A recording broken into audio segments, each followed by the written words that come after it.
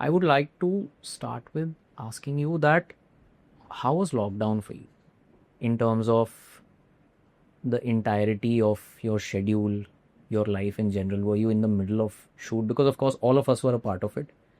The entire world was a part of it. But like, how did things halt for you? Were you in the middle of a project, or you were at your home, maybe took an off? How did that period go for you? So, I was grading last film show in Paris on till the 18th. Sorry, the 16th. And 18th was when the lockdown happened, right? So, I was I was in Paris in one of the most beautiful, A cities, B also a really great studio that I was in, and having like the most brilliant time of my life. And that's when there were traces. Some people had started wearing masks, and I was asked to wear a mask Okay, of course. Yeah. by my then girlfriend. Like, you better make sure that you're wearing a mask everywhere, this, that, and the other. And Of course. um, six, 16th of March is when my grade got over, and then I had 7 more days that I had planned for myself in Paris to just chill and not do Yeah, anything. yeah. And that day they announced, like, either if you come back after 19, then you will be quarantined at the airport, and nobody really knew what was happening, and there was a whole lot of mess that was going around, and like I had to cut a ticket the next day and come back, and then I was in Bombay. But yeah, my trip was cut short by COVID. But and after that, we thought, like, all of us thought that it'd be a day, maybe 4 days. It started with 3 days or something like that. But yeah, it was fantastic for me. I mean, sad, like, it was obviously bad but it has been like the most creatively stimulating time for me. Something that I had been, I guess, aching for without knowing. It was fantastic.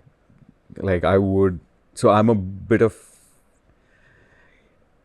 I'm the kind of guy who kind of, if I like something, then I'll take it home. If there's a box of chocolates that I like, I'll keep the box, and I kind of almost hoard things where I feel that I see potential of doing something with it and all of that.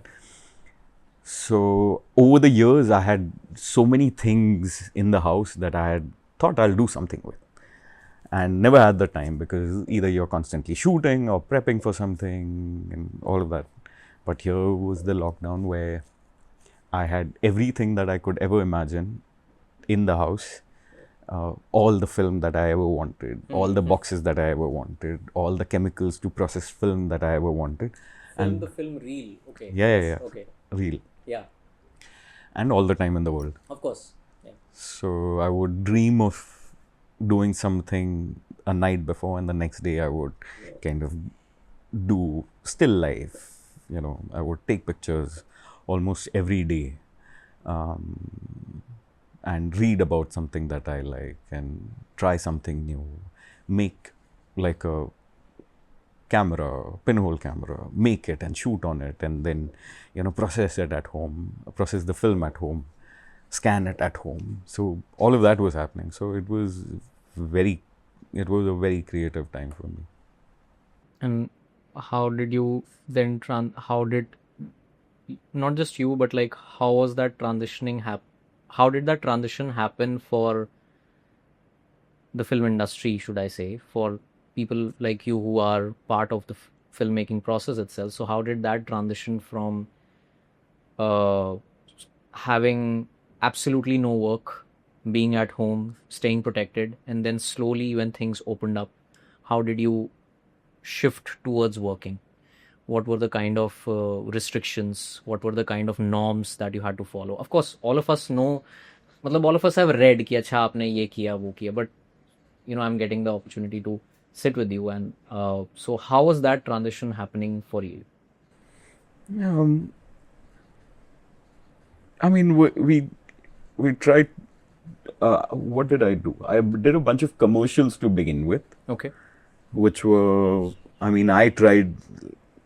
I have some pictures as well, like where, I one shoot I wore a PPE kit, which was like where everybody other than the actors had to wear a PPE kit, and the mask and the face mask, not just the face mask, but like that plastic thing, Yeah. and everything, which was just weird and a bit too hectic.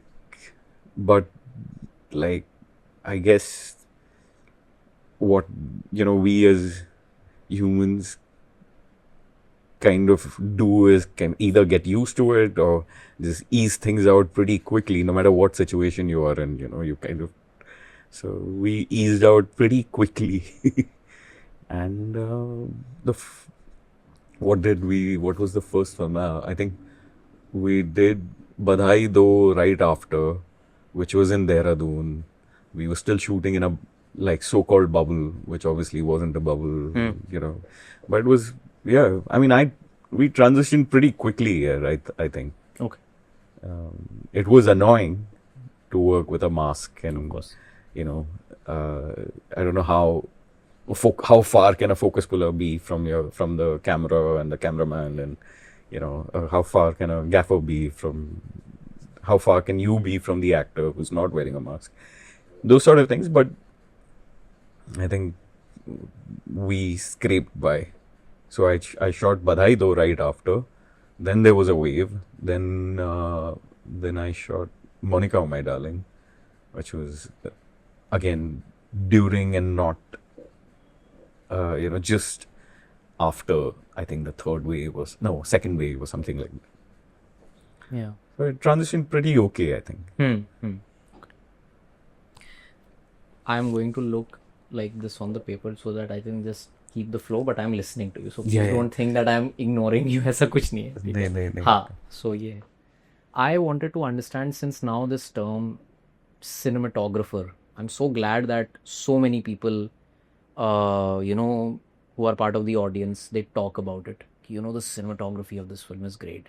The term cinematography has, become that popular as more and more people keep watching films, Yeah. and more people keep having access to understanding कि okay, this is a cinematographer, this is an editor, जैसे आपने focus puller बोला, आपने gaffer बोला. So firstly, I want to just understand, like, cinematographer and DOP, what is the difference? It's a very basic question, but like I've always heard कि अच्छा, he's the DOP, he's a cinematographer. So I sometimes but like, what is there a difference, or is it just the term? Well, it's ideally there is no in a much smaller sense. There's no difference, but in like the larger argument about these two terms is there can only be one director on set, and there's the who terms himself as a director. There can't be a director of photography where I direct what the photography is. Okay. No. So cinematographer, I feel, is a much better term to use. Not that I hang on to it too much, or I'll fight to be a cinematographer, and like if somebody calls me a DOP, I won't look at him and all that. That won't happen. Okay. But that this ship can have one director, and that's the person who's kind of vision that I'm trying to portray in my way. Yeah. So, I mean, there's a sound person who's trying to do the same thing in his own way, or there's art. There can't be director of art, director of sound. Yeah. So there can't be I feel there can't be, but I'm not too hung up on these sort of terms. Okay. Though I mean, even after shooting my third, fourth film, I had a bit of an issue calling myself a cinematographer as well, because like I still, like, when somebody asks me what do I do, I say cameraman in ways, because like you know, Deakins uses cinematographer as a thing, which I felt like if he uses it, Right. or you know, people of his caliber, like I need to work way more to be called a cinematographer. But even that, I think, is silly only. So yeah, cinematographer Yeah. is the term that I would actually be okay with. Hmm. Okay.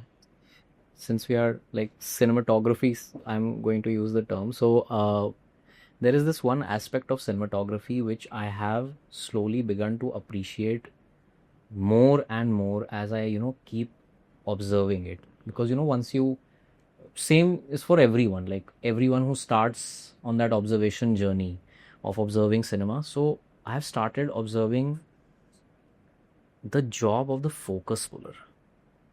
Yeah. I feel, matlab, I have seen focus pullers do stuff which I'm like, this is so precise.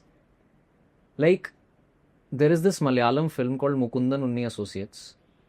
There is a scene of three people. It's a three shot of people sitting in the car. मतलब एक बंदा पीछे and two people on the front seats.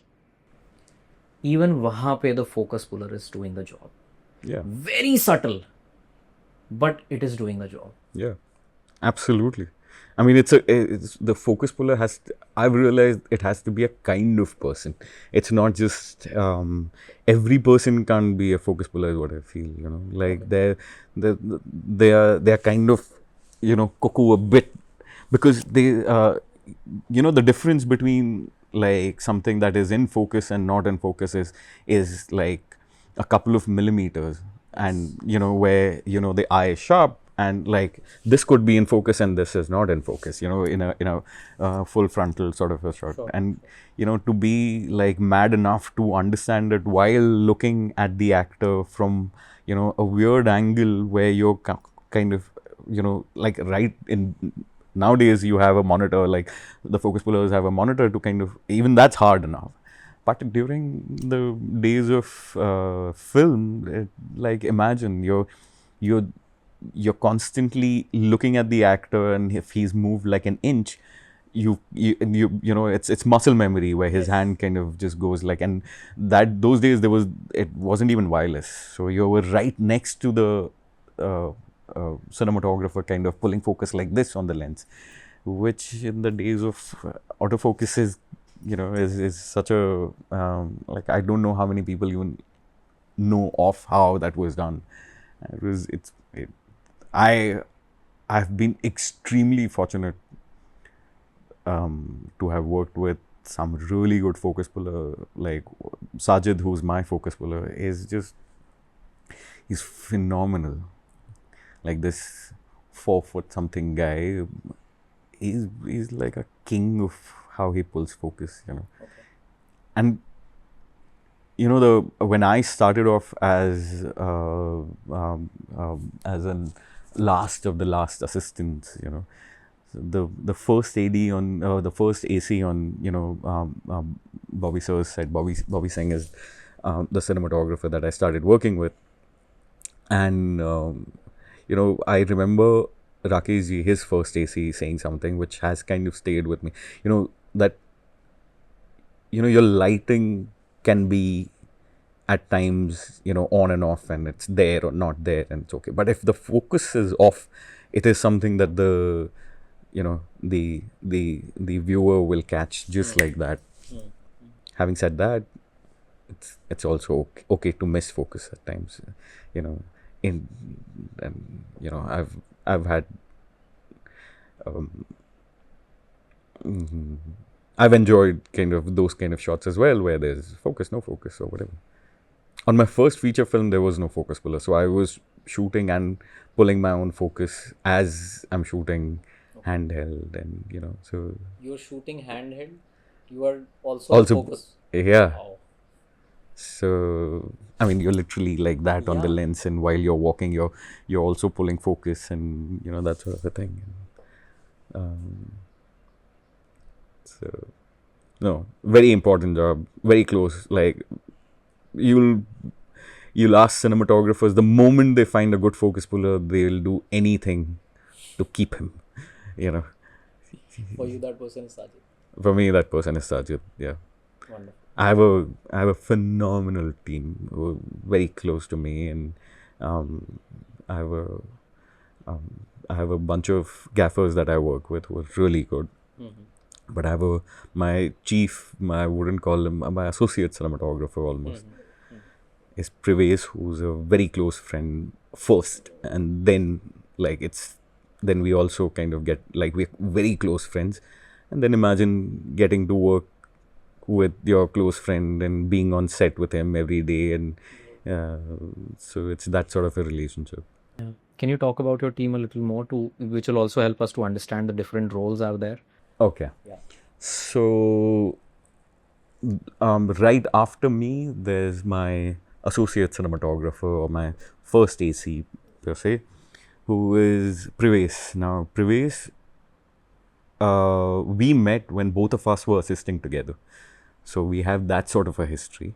And Prives at some point thought that, okay, this whole cinematographer business, working with directors and listening to directors and producers and all of that is not my thing, but lighting is, and I still want to do that. So we started working together on my fourth or fifth film, which is around 2015-16 is when we started working together. Yeah. And I tried to push him out to be a cinematographer, but he knows that his love lies, as this person who kind of dictates, where the stands should be, and what sort of lights we should get, and that sort of a thing. And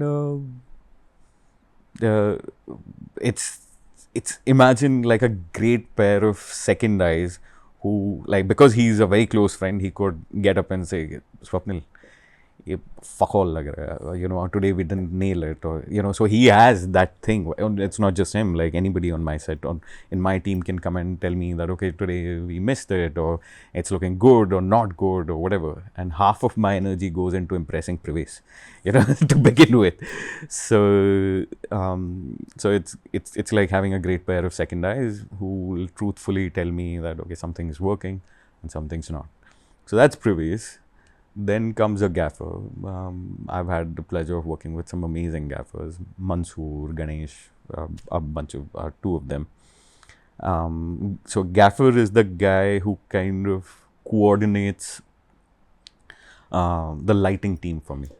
So he's usually associated with the light rental company, and on a given day, when if we are shooting like an interior scene like this, and there are two windows, and I would want two lights outside, then I would talk to him, and I would like my language to either Prives or my gaffer would be, it needs to feel like this, and I don't really talk about I want this light and that light per se, and which is also a way of doing it, but I like to kind of grab onto ideas that they would also have.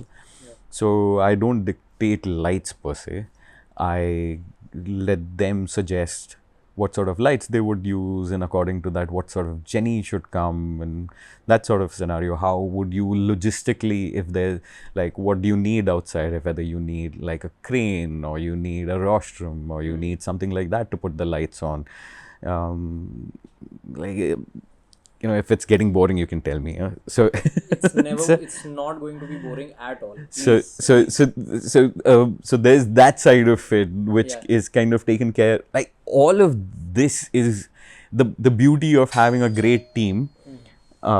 Is that the beauty of having a great team is that I could unload all of these things which are kind of uninteresting about cinematography for me.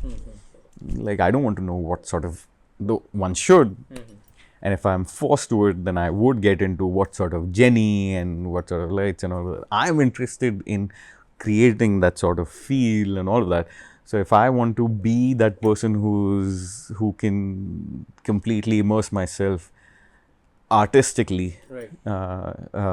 in the written material or what the director wants to do or what I'm doing on that day, then I need a team which will geek out on, it needs to be this sort of a 9K and it'll create that sort of a light, or it needs to be a mole beam, which is a sort of light that will give you this, evening sun feeling, 9K is like the Kelvin lumens. yeah, not 9K is 9 kilowatt. Oh, So kilowatt. it Okay, so sorry. uh, it's a big light or whatever, and whether you need 10 of them or you can do something with two, or that sort of thing is I get into, but kind of also try and get out of as soon as I can, and make do with what I get on the day as well. And my job is to figure things. As a cinematographer, my job is to also find way to express whatever needs to be expressed with whatever, a truck full of lights, almost nothing, right? So you're also working between those lines and trying to find. So yeah, that's where then I have a bunch of second ACs and third AC. There's somebody who will usually be an intern on set. My second AC is usually the guy who kind of keeps a, a camera log. Okay. A camera log is basically what, like it used to be on in a notebook. Now it's on an iPad where you kind of write everything down as to how you lit a particular scene, what did you use. There's a diagram as to, what lights were used outside, inside, where was the camera, where were the actors, what was the kind of light that you had on the actor's face, what was the Kelvin on your camera, what's the kind of t-stop that you're shooting at. So that if after 6 months down the line, after the edit, the director feels okay, or the producer feels okay, we have to go back and shoot something out of it, then you know what you shot a particular scene at, and you can just dialogue those things in, and come back to a similar look or feel or something like that. Right. So yeah, that's about it, I think. Okay. Since you have been, you just mentioned again that, when you started, and here we are. Have you, and I'm sure you must have had like tons and tons of experiences capturing different kind of stories in different locations, and yeah, just different kinds of stories in the medium of visual storytelling. What has changed the most from when you started till this moment? Is there any change that you find in terms of how storytelling is perceived, in terms of the creative freedom that you got earlier versus right now? uh, any kind of change that you feel कि हाँ अब वो नहीं होता जो पहले होता था, तो उस कैटेगरी में is there anything that you want to put? No, yeah, I don't think I've reached that stage where I can reflect upon. Okay. Fuck, उस जमाने में. Maybe not zamana, but like it has been, I would say, a very good considerable amount of time that you have been a part of the job that you are doing, right? So वैसे नहीं यार, like that's what I feel about cinema, like it's still in such a nascent stage, na, that all the other art forms, music, painting, or we started by painting caves, right? So imagine the kind of history that painting has. So does music, and how much time has cinema got? Like 200 years, give and take. So it's still very young, I feel. And I don't know of any other art form. Architecture has been around. Like everything from living in caves and, to where we are now, and we've constantly thought of it and made it into basic necessity to like the highest art form. Yeah. So I don't think cinema has had the chance to prove itself as yet. Maybe we are going through like the hardest time for what is traditional cinema right now. But um, but I think I don't think a lot has changed. Is I mean, and we can keep talking about how film became digital, and now everybody has a monitor. And earlier, when there was no monitor, people were taking lesser shots, and now, we can like all of that is it's how does it matter? Sort of a thing. Like whether when you sit in that black box and whether something touches you today, whether it was shot on a phone or on a 70 film, like all of that kind of fades away, right? When you're in like whether like and in that black box watching it, like none of it matters, right? So I don't think we've had. I think it's still too early to talk about cinema in that sense. Like in the sense of how things have changed, and um, I I think we're still exploring. So I'm still exploring. So no, like I still shoot exactly the way I was shooting on my day one. Which is it still makes me nervous to be on set, and there are days when I find things, and then there are days when I don't, and when I don't, I kind of make it a point that I talk about it to my collaborators, and whether it's my director or my production designer, to find something new and what can be better, but it's for the day. So to your question, which is what has changed, I, I I mean, not so much for me. Like, I'm sure things change for people who were only shooting film at a certain period, and then suddenly digital came, and in the same breath now, there's AI and things can be shot on a phone and all of that. But I think it doesn't matter by the end of it. I think there's too much weight given to what's happening behind the camera than what's happening, finally in the cinema hall or while you are sitting and watching a film. So Okay.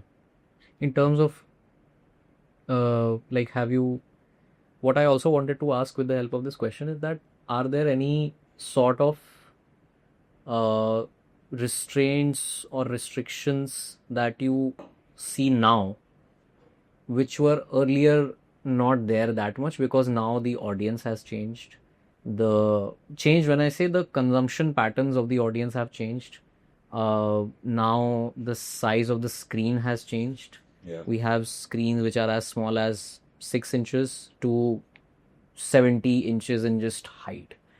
So, in terms of that, have you noticed in terms of capturing stories कि कोई ऐसी चीज़ कि यार we are shooting now, we have to make sure कि अच्छा हम इतनी देर का ही करें, या फिर ये नहीं करना चाहिए, हमेशा bright लगना चाहिए, because we are catering to a certain audience, because this was a discussion that happened when a few films came out, that everything looks very plasticky now. The skin tones look like they are not skin tones, they are मतलब क्या लगा दिया ऊपर. And this is something that a few cinema pages on Instagram, they also mentioned कि यार this film looks like, मतलब I don't know what was the going on in the cinematographer's head, but what was the brief that was given to that person, but it looks very bright. इतना भी नहीं होना चाहिए, बहुत ज़्यादा saturate कर दिया है. Is it because they are just trying to cater to a certain audience? So in terms of all of this, have you come across any such feedback which has led to you changing your shooting style? I kind of stay away from. I've stayed away from people who want that as from a cinematographer. Okay. And it's always been there. It's not the thing of today. It's not like a certain kind of cinema was always there, which was more so-called glossy, and where cinematography or lighting didn't matter. It has always been there. In 90s we had, cinema where it like, uh, there are uh, stories about how a cinematographer on the sets of, say, Govinda had to be on a zoom lens, because you would never know whether he would, in one take he would be standing there, the other next take he would be on the table. Okay. Where, and that's a way of, did entertain me at the time? Yes, it did. So there is, so, but is it the kind of cinema that I want to shoot today? Maybe not.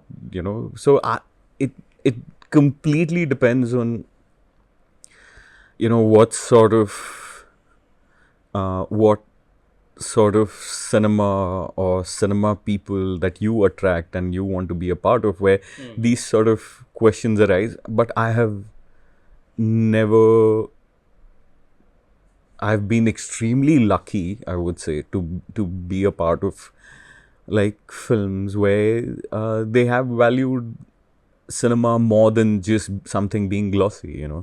um, I mean, I wouldn't mind doing something glossy if there was a reason for it. And if there was a solid reason for something to be like, it's Rodrigo Prieto. I don't know if you know. Yes, yes. Like one genius. I think he's one of the greatest cinematographers living today. Like he's the same guy who shot 8 Mile, Brokeback Mountain, and Barbie. It's this, but like, you need, yeah, and like, and everything in between. Yeah, of course. He shot sci-fi and he shot documentaries and he's directed himself, directed so many things. So as long as the truth of it lies in the storytelling, everything is game, right? But it needs to either come from the director or the story or the way you want to say it and show it and all of that.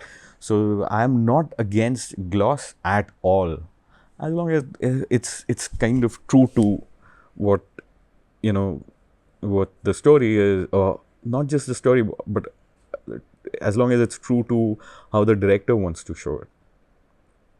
So yeah, I'm not. So I, and like, to your question, whether something is, whether you shoot something for a phone, um, I mean, I've shot, like when we shot Sacred Games, I don't think me and Vikram, we ever had a discussion about something, uh, that'll, because it'll be something that'll be consumed maybe on a phone or an iPad. We should do more close-ups, and we shouldn't do long shots or something. We shot it the way one would shoot cinema, because it'll be too short-sightedness of us to think that, let's think of the phone. And now, who knows, yeah? Like in another 5 years, 10 years, there won't be phones, and you'll just be walking around in glasses like these, where you could just do that, and you're in a movie hall. And then if you're in a movie hall sitting here, then you would want to see it like that, right? Like as if you are and like that's today. Nobody knows how it's like. So I don't think it's too, yeah, I think it's too short-sightedness of us I mean, you can probably consume commercials like that, but not even, I've had such great experiences shooting commercials as well, so that's a different topic. But yeah, it doesn't matter, I feel. It does, like, you should shoot something or approach something the way it needs to be approached for the subject that it is, more than just the consumption. Like, of course, you kind of think about it and all of that, but yeah, no.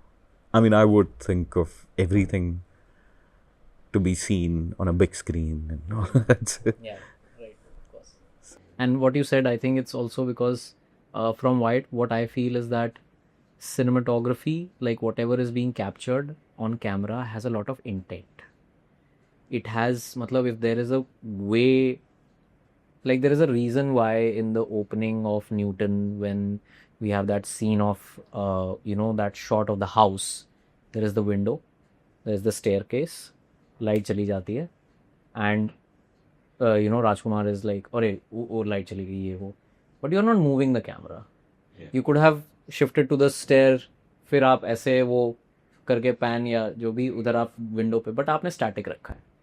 So because there is an intent behind it. Yeah. If there is a reason why in that same film, Newton, when he's going to meet his potential bride who ends up being underage, so you show that much of headroom, and then you are giving that kind of a background blur, and because you want to separate him, कि यार he is not where he belong, and this is my reading, I could be absolutely wrong, but so there is intent.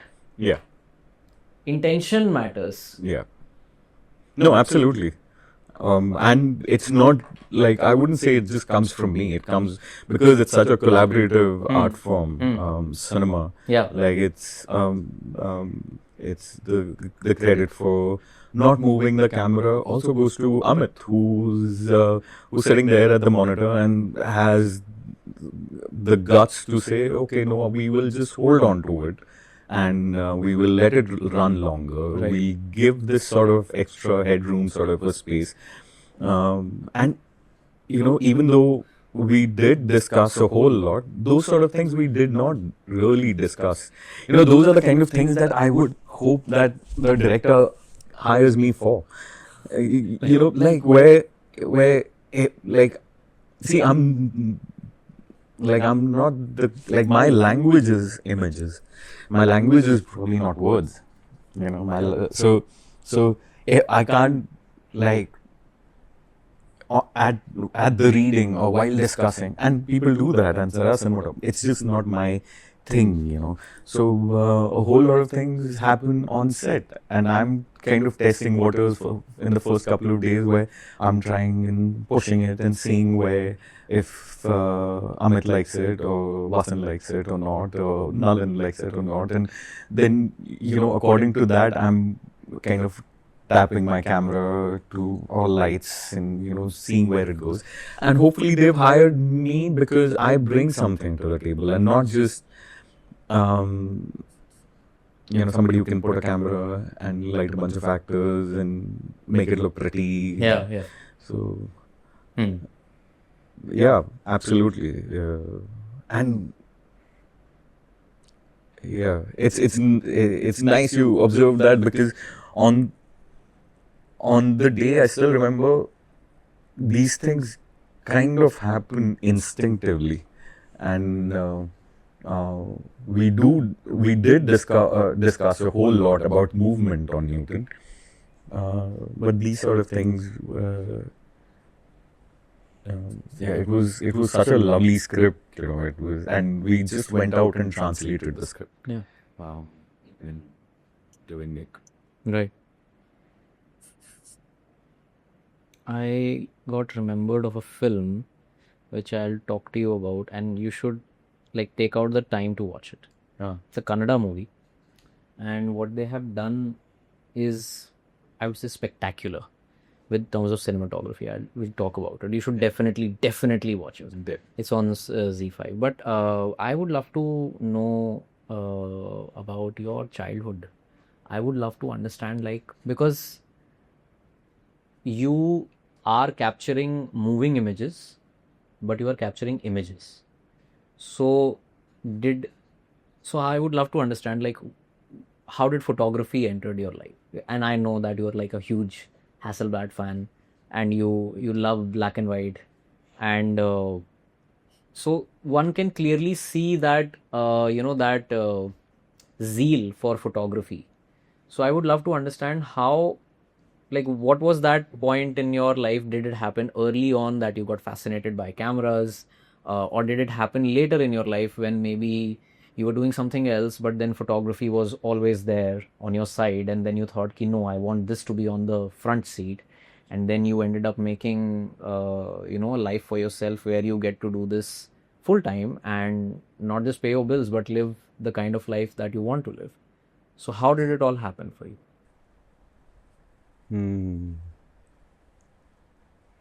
So, I mean, obviously, one can truly only talk about one, like I can only talk about my own Of experience, course, and of course. as a as a kid in school,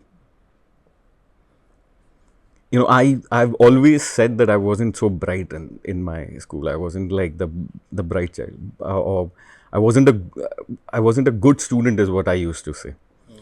But because I wasn't really good at studies per se, But I've realized that I shouldn't say that anymore, because I was a good student. I was a great student at making friends. I was great at maybe looking out of the window, and I was great at I was a really good friends. I would bail people out, of my friends out of when they were in sticky situations and things like that. I was like the first time I fell in love was when I was in third standard. So I was a good student, but not in the traditional sense of Right. what education is. And I know for a fact that my like that my love, w- like what I enjoyed doing was outs like looking outside from the window, and that's that sort of a thing, and expressing myself in things that I did with my hands, and you know so I was a good student in that sense. Yeah. And which I now realize was something that I mostly used to either impress my dad, or the family members who would come home, or you know uh, in ways to compensate for my not being so good at studies. And it became a thing, that I used to make some pencil drawings, and then somebody would, really nice here. Like, it is something that I wouldn't get on my English test or mathematics or something like that. And I, I think my father kind of understood that in ways, but because um, uh, I was sent off to a boarding school pretty young, and I went to a military school in Nasik, and that was because I think because they just couldn't handle me in, and it was weird, and I can understand why, because I would have like 100% attendance at school, but my classwork and homework notebooks would be blank by the end of the year, and like my they just couldn't understand what to do with me at times. And the answer for them was to probably just send me off and find if there was something else that was um, um, that was a bigger calling for me, or my grandfather was in the army, so, and I used to say that, okay, I want to, like, what my I want to go in the army probably at some point. So then they also sent me to an army boarding school, military school, which is where I was, like, it was hard for them to raise me in this house where I think where they couldn't understand what was wrong or how to help me and all of that. And it was hard for me to express myself, because words weren't my language to express myself. um, and sending me off to a hostel was probably the best thing that they could think of, and it was the best thing that happened to me as well. I was off the hook and made some of my closest friends, who were more like a family to me, um, in my boarding school. And even there, I felt like,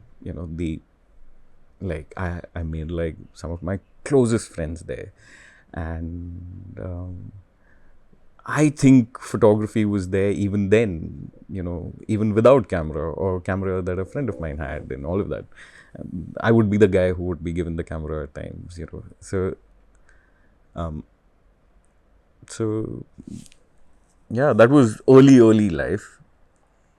But after whatever, after I came back from my military school, I wanted to post 10th, basically post board exams. I was pretty sure that I'll get into some sort of a commerce college, on the basis of my I had played district and state level football and that sort of a thing, and I knew like sports quota may I'll find a good college in Pune, and that's what I went and told my father that I'll get into this college and and sports quota, and it should be fine. Like I'll do my 11th, 12th, and then figure. And like the most amazing thing that my father could do for me was like he said, "Yeah, it's fine. Like you'll get into a college and all of that." And, like at bare minimum in my 10th, okay, everybody was just amazed that I scraped through, cleared, and all. So he was like, hey, it'll be great. You'll play football and all of that, but you'll still have to study like the traditional things that uh, one has to and I don't know if you want to really do that. On the other side, there's something called an art college, and I had no clue about there's like an art college, and where you kind of go out and study history of art and any of those things. And he was like, there's something like this, and if you want, we can go and explore, and you can go and see we can go and see the college and see if this is what you want to do. And which like which was the greatest gift that my father, I think, gave me, like the option to do something unconventional, and where he probably understood that yeah, my aptitude was something else. So I went and saw this art school. The most brilliant part about the art school was there was a football ground right there. So like, okay, this is where I want to be then. And that started off my so-called journey into you know art per se. And I would, again, like, it wasn't just that starting point, but the fact that I had one of the greatest art teacher on in the first year art school, who kind of instilled it in us to see things differently, and that it was okay to for you to see it in a certain way that's different from the guy sitting next to you. So where, and like, I think 3 or 4 months down the line in my first year art school, where like the perspective completely changed for me was, there was one assignment I remember where there was a matchbox that we all of us had to draw, kept on the table, and you had to.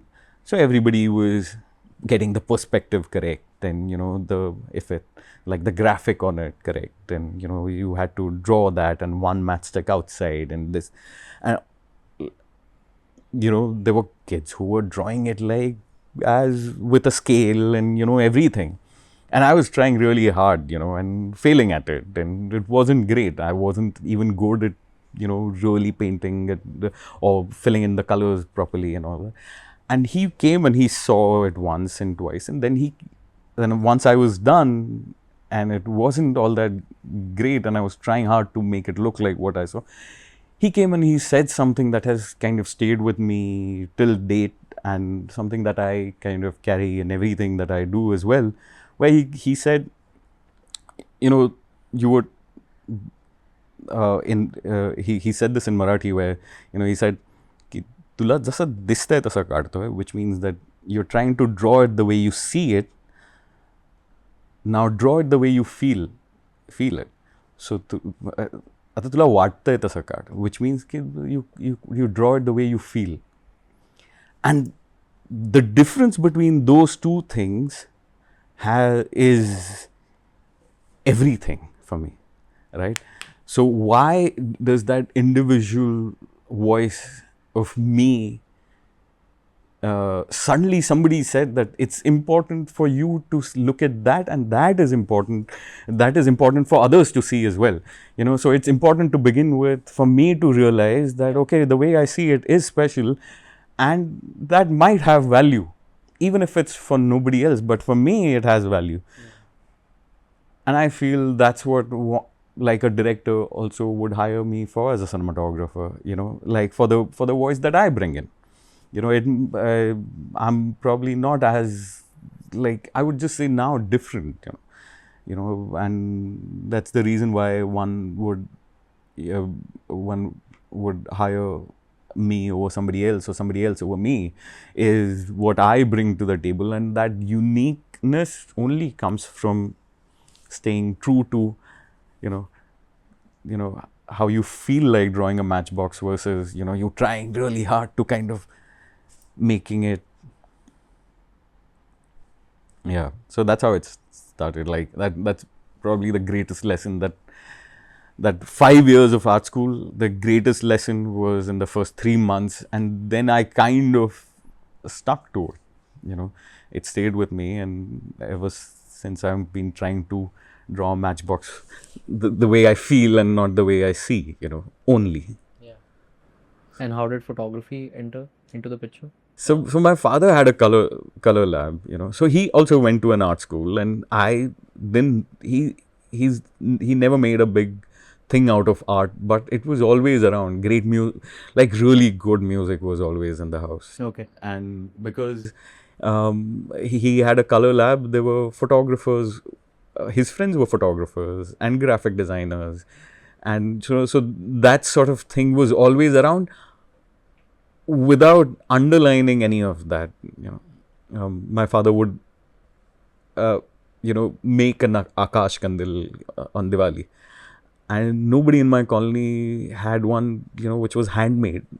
And it wasn't just, he would make things out of what he had, or new ideas that he would come up with, and it would definitely be a unique thing in our whatever, household. And so photography, I think, was around in that sense. I would visit his lab and see all these amazing photographs, and I would. So when I was still in the hostel, it must have been in 6th or 7th. Okay, during my Diwali holidays, I came home.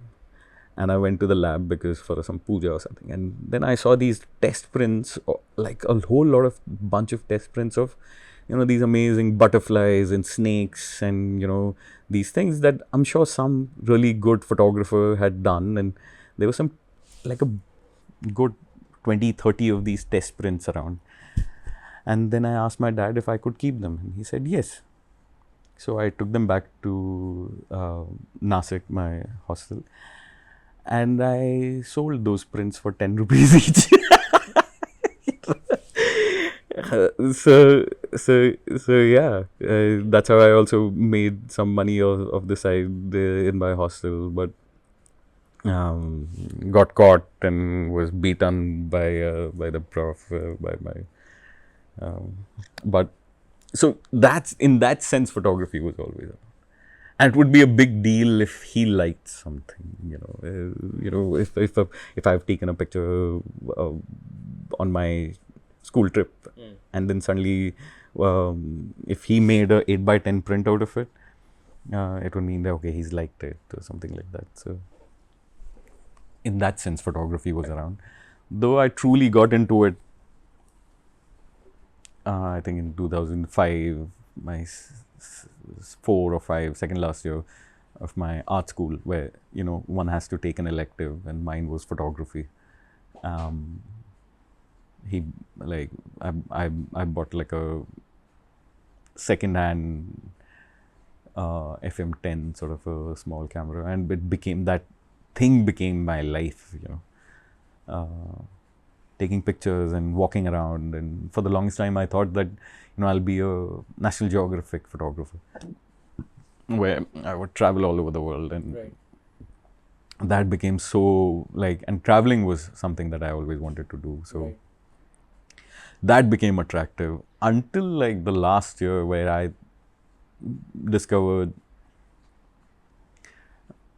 there is something called cinematography and cinema and why I enjoy working, or not working, why I enjoy watching films, and there is a certain sort of photography that's related to cinema, and wanted to kind of get into cinematography in that sense.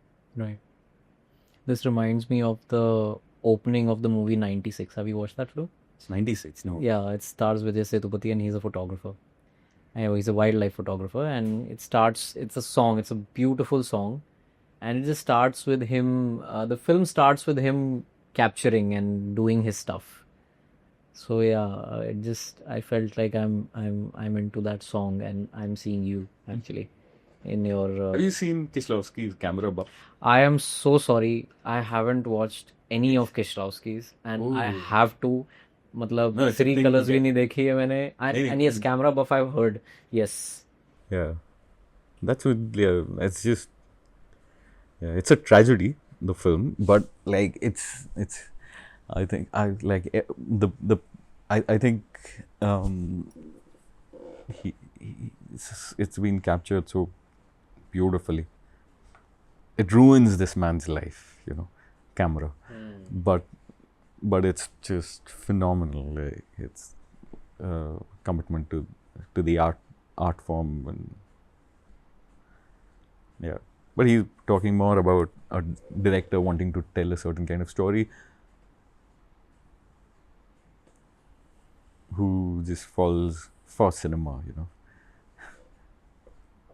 So yeah, that film is very close to me, and how passionately I feel for it.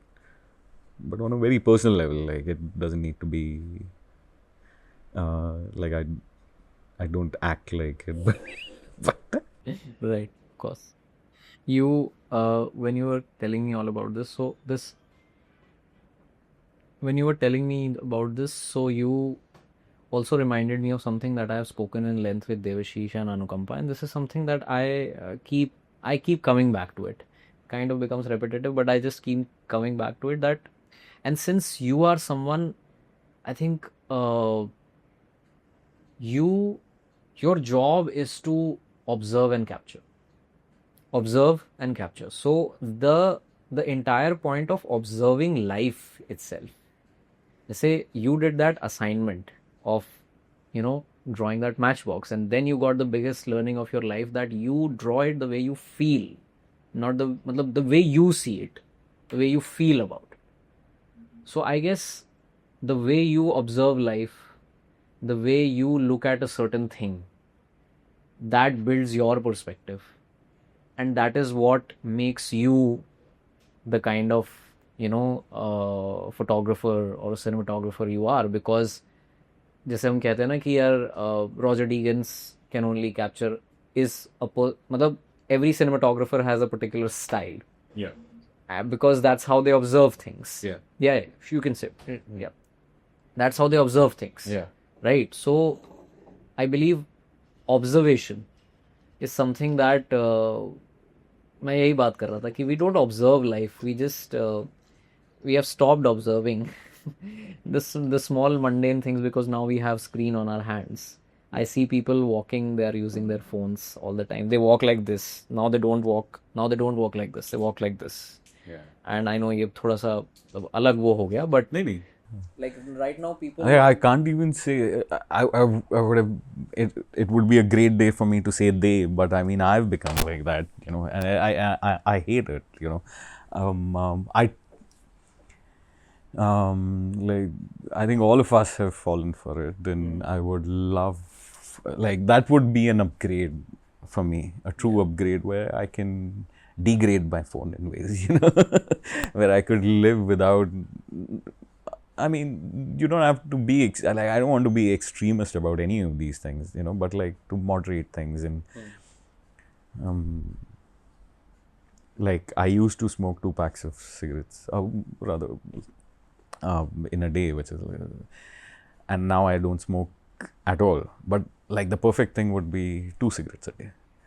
So if I can I know I can't do two cigarettes. You know, in my like as a personal, like my personality is, you know, either everything or nothing. It's sort of a thing. You know, this in between thing is really hard to crack. But so yeah, I think I wish I can do that with my phone, and like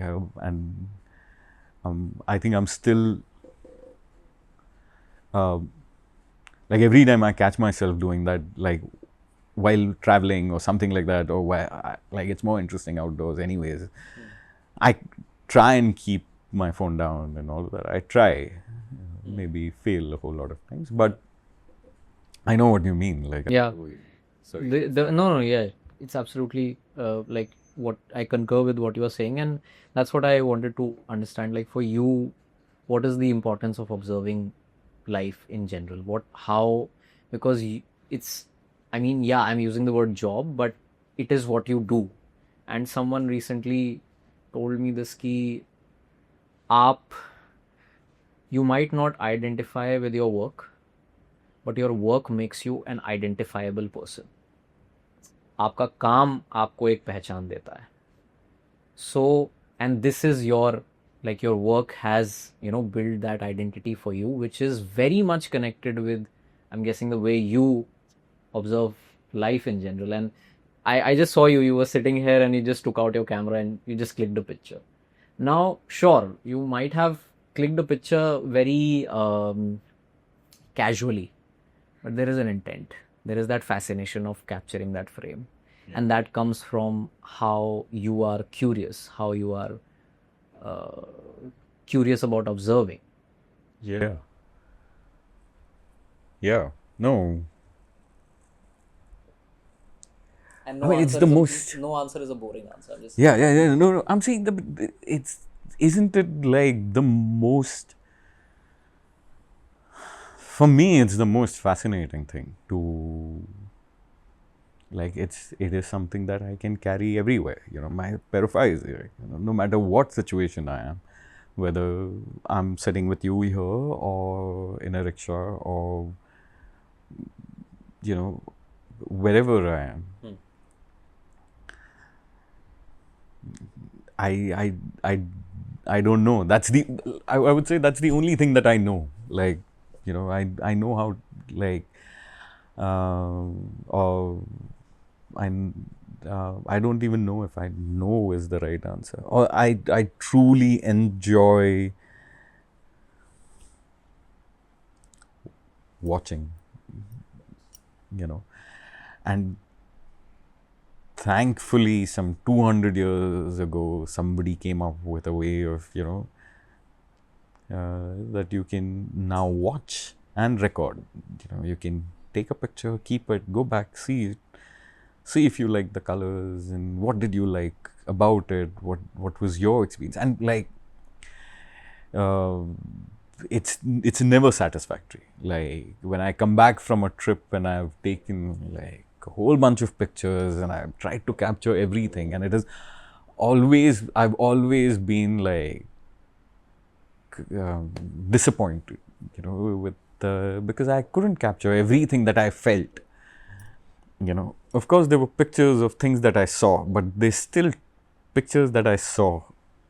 It's not, or you know, I at least have to give it like good 6 months to a year to kind of go back to that album and see, and like by then I have forgotten what I felt, you know, maybe, and then that feeling is only aroused by the images that I had taken.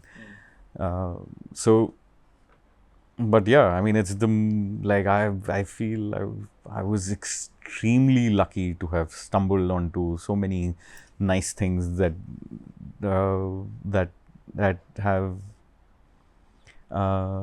kind of resulted into me also kind of being in the profession of making images, versus that's also something that I do in my spare time, you know.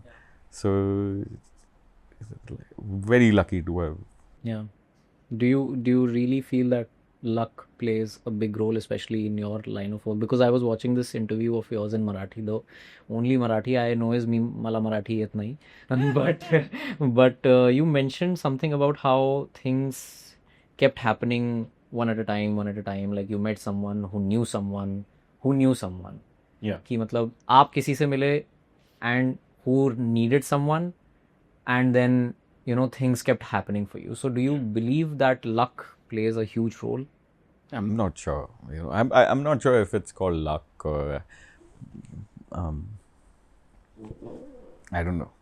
It, to to call myself lucky is also like in ways giving too much like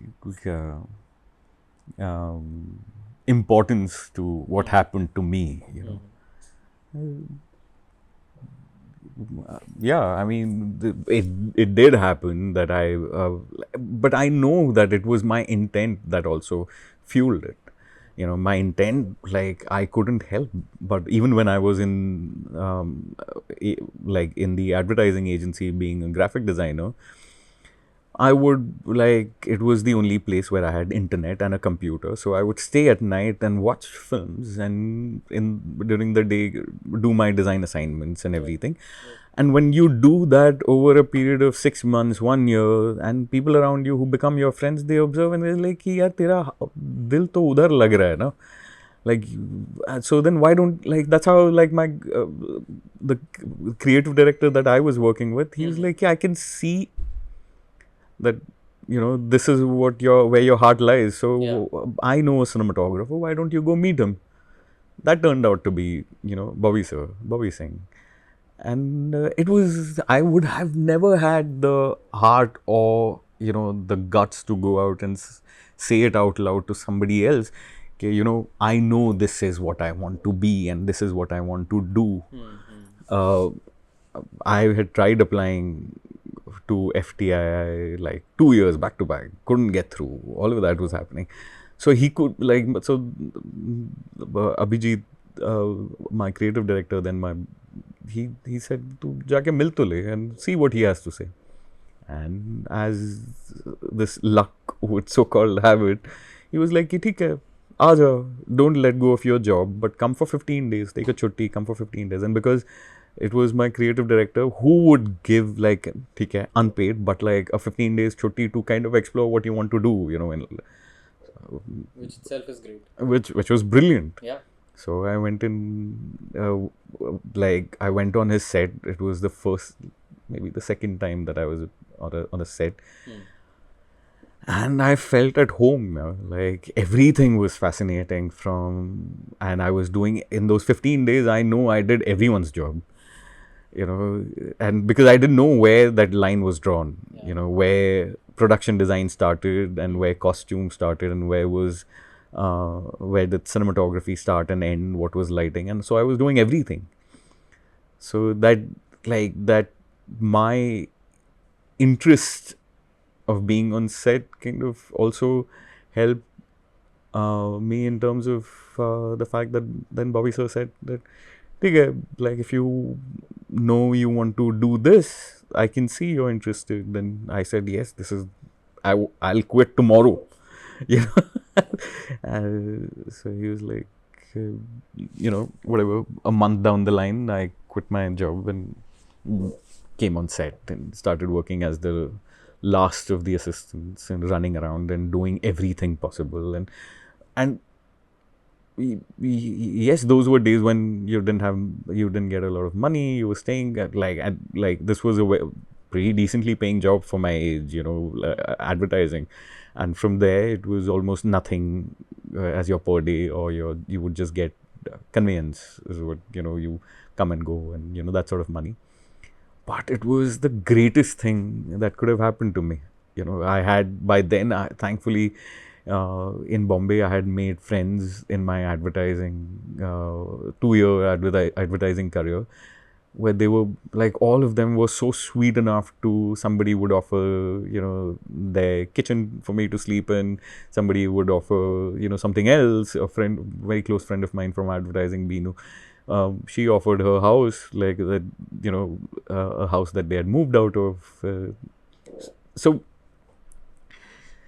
yeah, I mean that's also Bombay, right? It's the like it's the most beautiful city that I've been. Like, I wouldn't imagine myself in any other city in India. It's the city that kind of has been really amazing to me, and in ways for me to have found friends and all that. So I don't know where the question started, No, where it's that's coming. please, that's okay because I got my cues to transition.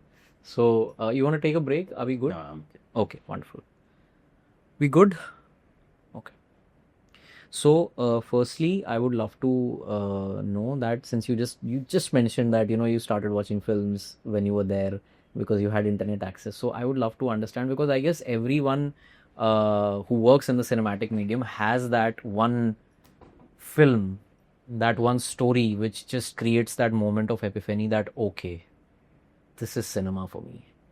So, is there a film for you, or maybe five films for you that I know this sounds like a very letterbox kind of a question, but do you have that one moment where you saw a film of any language from any country and you felt like you were so mesmerized by it, the the form itself of storytelling? Yeah,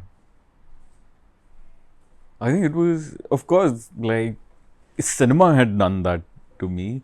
Like, I remember watching on a VHS at a neighbor's house, watching Shiva, and coming out and wanting to fucking punch something, and wanted like that. My cycles chain around my hand, and and I had made myself I don't know if you're probably too young, but you know we used to make these chains out of cigarette boxes. Okay. I don't know if you know this, but like, yeah. I'm 30 years old, but I'm still not sure if I've ever done this. I'm not Yeah. sure. So this was around Shiva, this Shiva ki chain became like a thing. Yes. And then I had started making them out of cigarette boxes. So I would hang out around the Pan Tapri and pick these fucking cigarette boxes, and then come home, bring them back, and make like a chain out of it, and we used to play with it. But so I've had, like, cinema has done that to all of us in ways, right? But where I observed cinematography to play a major role, and like where it made a difference to me, was when I saw um, uh, films like, early on films like Anjali, where there was something different about the way it was shot, like where the way that the kid was shot, the kind of backlight it had, and all of that, and it was beautiful in ways, and people were talking about, like I remember my father talking about that it was shot nicely, so which was a thing, like, okay, that you to separate that from the film itself, Yeah. was a thing, and not that he was talking to me about it. He was talking, to somebody else, I think, at home. And where I kind of underlined it was when the first time I saw Saving Private Ryan. Where I remember watching it on a VCD on my computer, rented it out for $10, and with a blanket on my head and the computer, and I'm sitting on a chair like this, and I saw it all day long. I kept on watching it again and again, and what, like, the use of, like,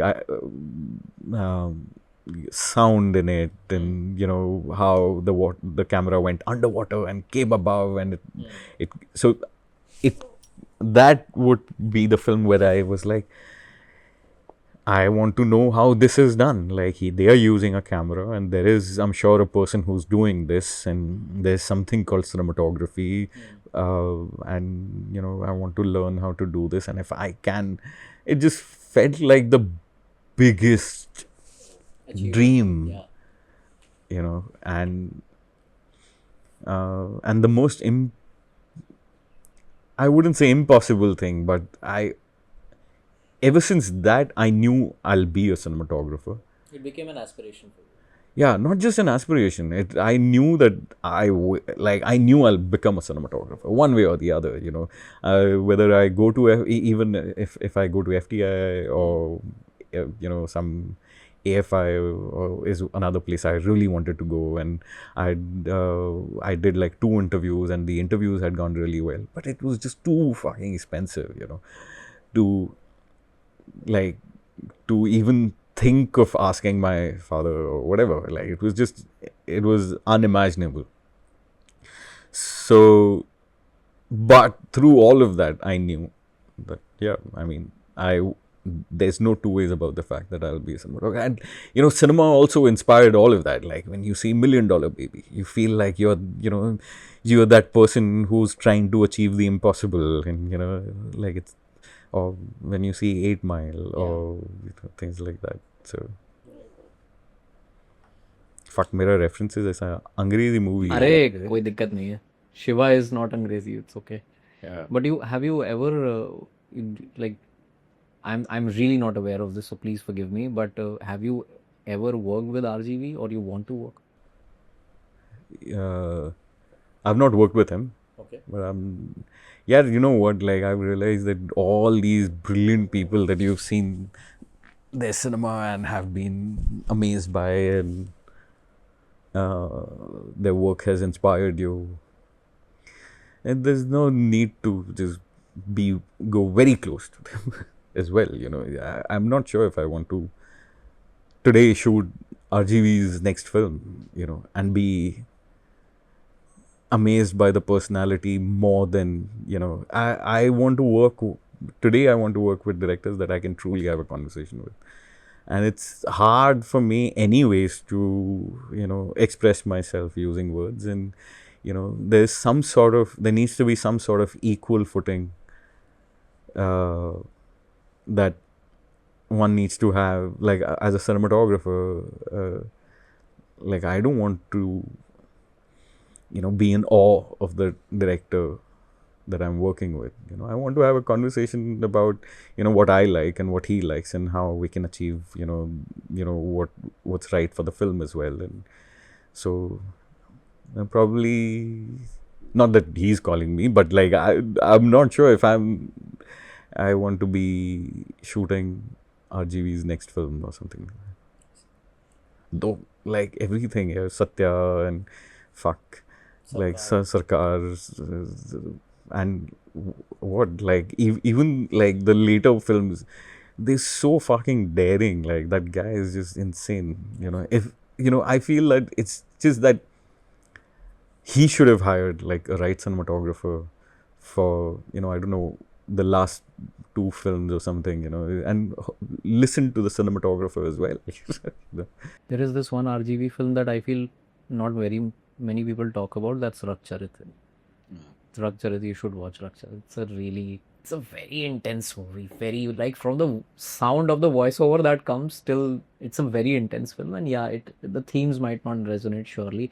Then he has made Road, with Vivek Oberoi, and he has made Dord, which is like crazy movie. It's a Yeah, fuck. Matlab, I saw Dord, and from a friend of mine so we saw Dord when I was still in hostel, right? So, and I have a very close friend who still lives in Lokhandwala, and he told me, there's one shot of Sanjay Dutt walking with a coke in his hand and long hair, and and it's like a full telly shot, and he's like, "ये मेरे घर के पीछे है लोखंडवाला में."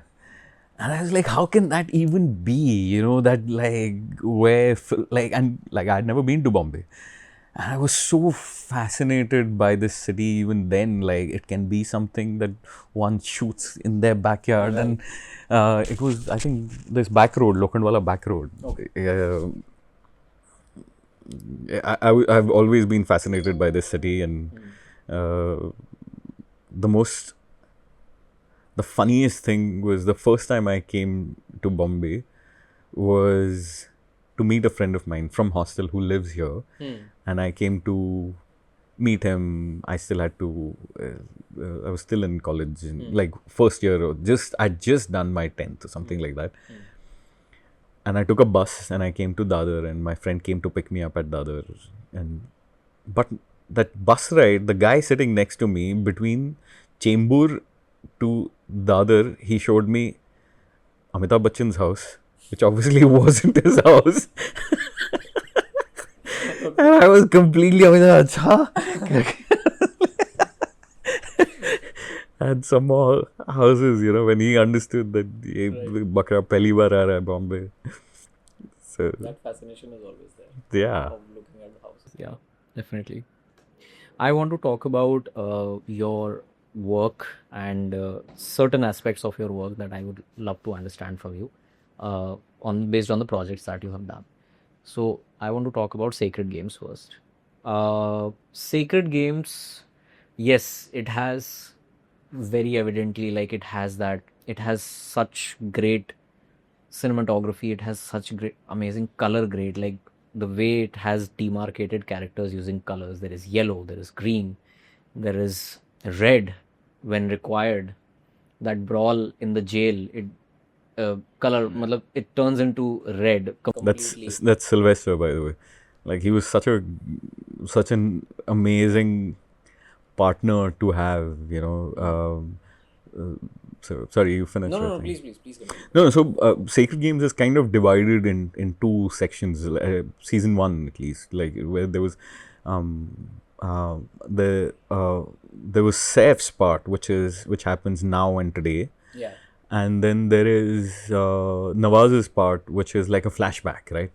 Which was directed by Anurag, and Vikram directed the other thing, and um, the sequence that you're talking about was shot by Sylvester, and um, he's he's too cool. He's too sweet. He's completely inspires me to be the kind of person that he's on set, and yeah, so yeah, Yeah. there were some really nice things that we tried on Sacred Games, and had a good time doing it as well.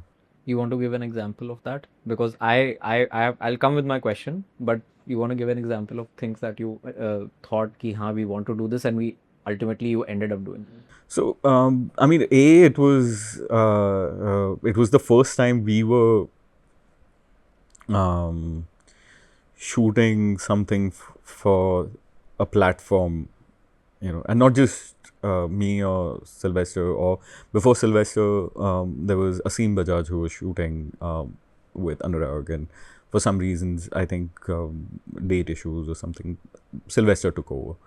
But not just for us, but it was the first time for Vikram, for the writers, for Varun.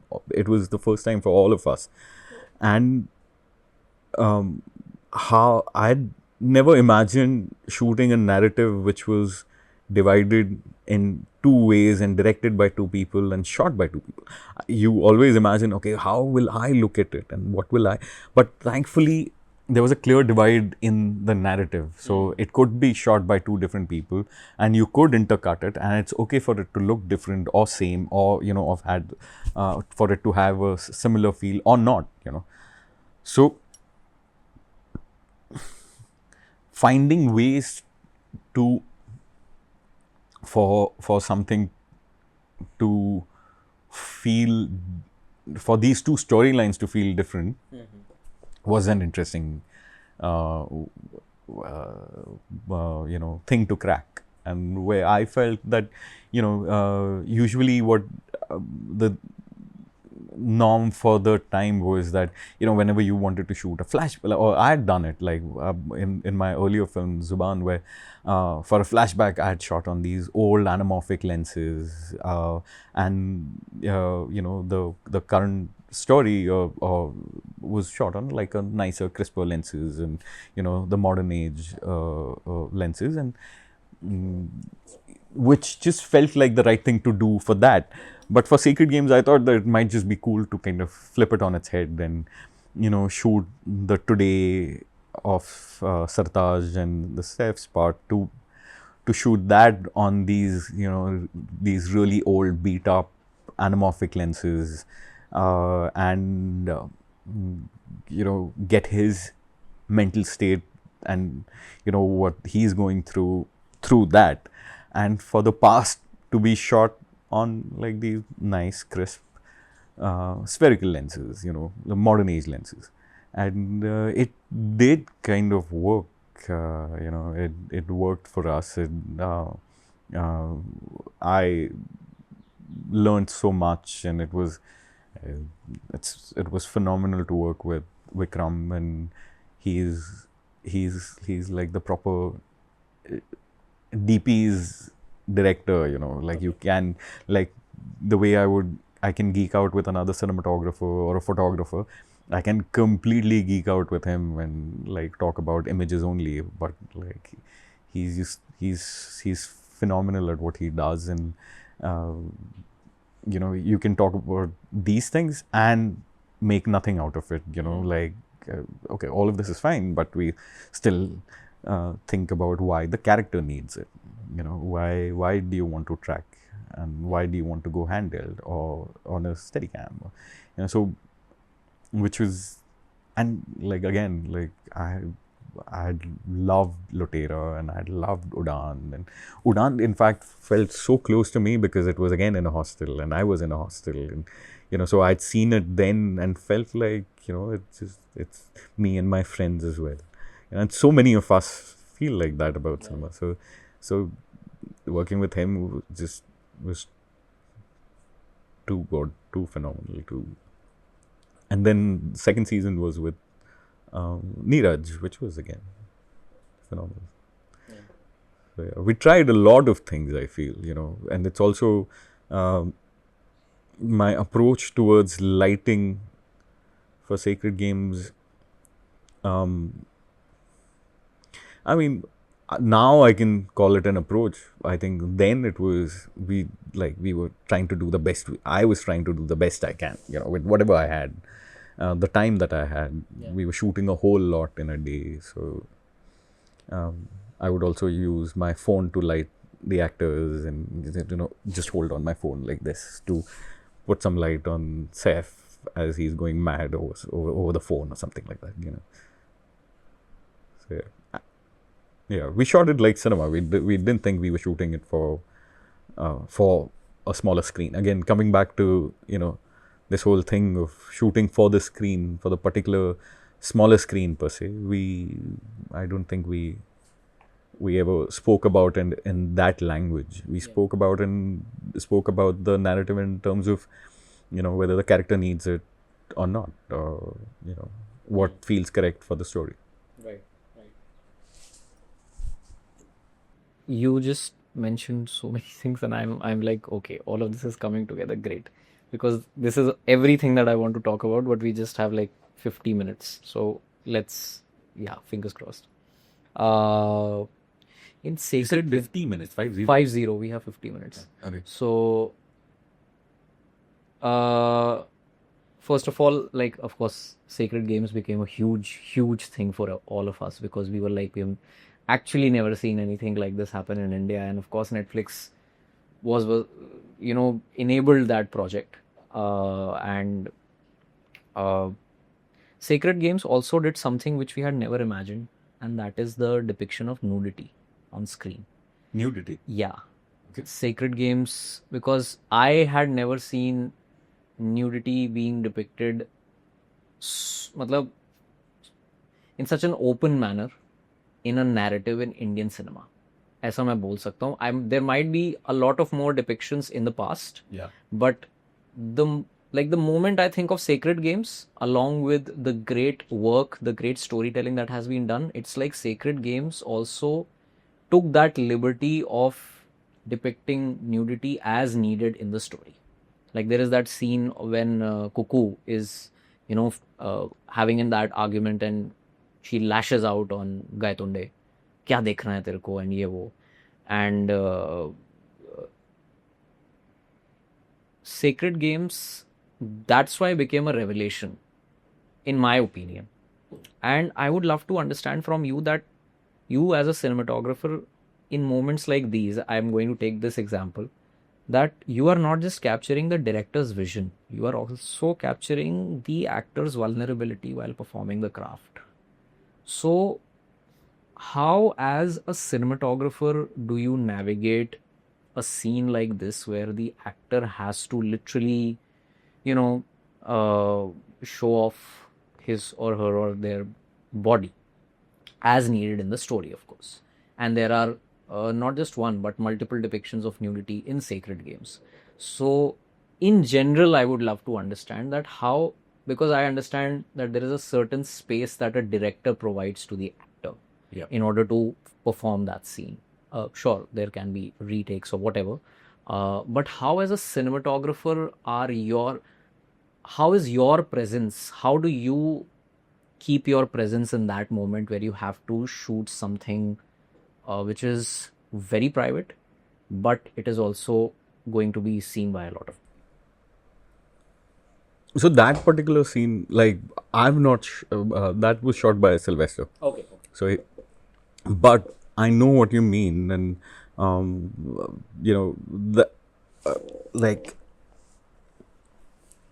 this, I don't make a big, in my head, don't make a big deal out of nudity per se. I mean, if it's a part of your narrative of telling the story in a particular way, then then yes. I mean, it needs to be. Your question about how does one, as a cinematographer, handle a situation like that? Not handle, like, uh, how do you work in that situation, like जैसे एक director है, that I think primarily the director will try to create certain kind of a space for the actor to perform, and you also become a part of that space. Exactly, and I would say exactly the way I would deal with it exactly the way that I would deal with a scene where the actor is trying to be extremely emotional and has a scene where they have to be emotionally vulnerable. A scene where they have to um,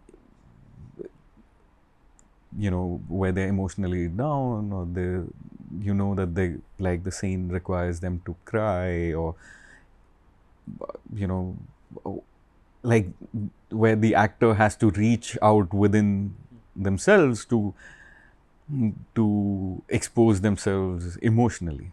It's the exact same thing, I feel, where you would want to keep the set as quiet as possible. You want to be as fly on the wall, with, like, a massive camera and a dolly and a grip kind of pushing the dolly.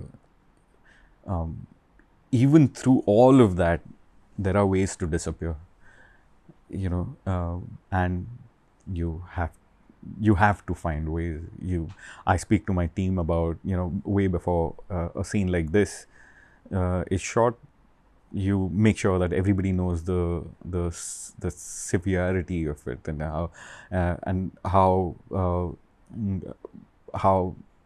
you can't scream and shout on set, and that on my set it doesn't happen, whether there's a scene which has nudity or emotional or whatever, and Vulnerability. well, some sort of vulnerability. And my sets are usually, at least my side of the set, well, camera grips and lights, and I kind of make sure that people are not screaming and shouting on set. And but it's not very different from, I feel, not very different from the way I would deal with a set where, like, in Badaido, there's the last scene where, or one of the last scenes where Raj's character is coming out to the entire family, and it's one big dolly movement where we are pulling out from him, and going back, and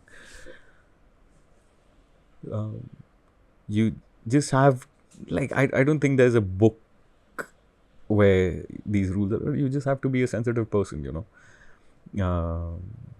if especially if there's a if there's an actress who has to kind of be in that situation where they have to do such a scene. You understand that, you there is a certain gaze that will make them uncomfortable, and there's a certain gaze that will make them comfortable. You kind of make sure that they are comfortable in that space, and all of that I feel translates into what you shoot as well, and what gets translated, that intention, no matter what you do, gets translated in photographs and in cinema, so as long as that intention is to be sensitive towards your actors and characters and that sort of a thing, then you'll find ways. Yeah, like there's no textbook explanation as to this is what you do and then that is what you do. And I feel being sensitive and knowing about the fact that you are uh, you are in front of people who are putting themselves in uncomfortable places. Like, if that's happening in front of you in a public place, you wouldn't be loud about it, right? Or and yeah, I mean, and cinema does that, right? Like, it gives you an opportunity to be in a living room where you shouldn't be. uh, it gives you an opportunity to be in a bedroom where you shouldn't be, so if you've gotten that opportunity, then you better find ways to be a silent observer and find ways to observe. And you don't have to be the loudest person on set on that day. So I don't know if that makes sense. I understand what you mean. Uh, we were just talking about smartphones, and there is no denying that now smartphones have become very reliable tools for shooting. I mean, they have become so reliable that Danny Boyle just shot so many parts of it using an iPhone Yeah. 28 days later. Yeah, I mean, he's still dealing with like one of the best phones that we have today. Yeah. But Tangerine was also shot on an iPhone 5. Right. So, and yeah, such a fantastic film. And you have also been part of a project which was shot on an iPhone. Yeah. Fursat. And then we recently shot Coverty, which is like another short film with Rohan. So, I don't know how to ask this, but like, how is it like shooting a feature film on an iPhone? Like, you cannot just, matlab, how is that set up? How do you decide the frame rates? How do you It's the technical bit, and it's all been taken care of. Like it.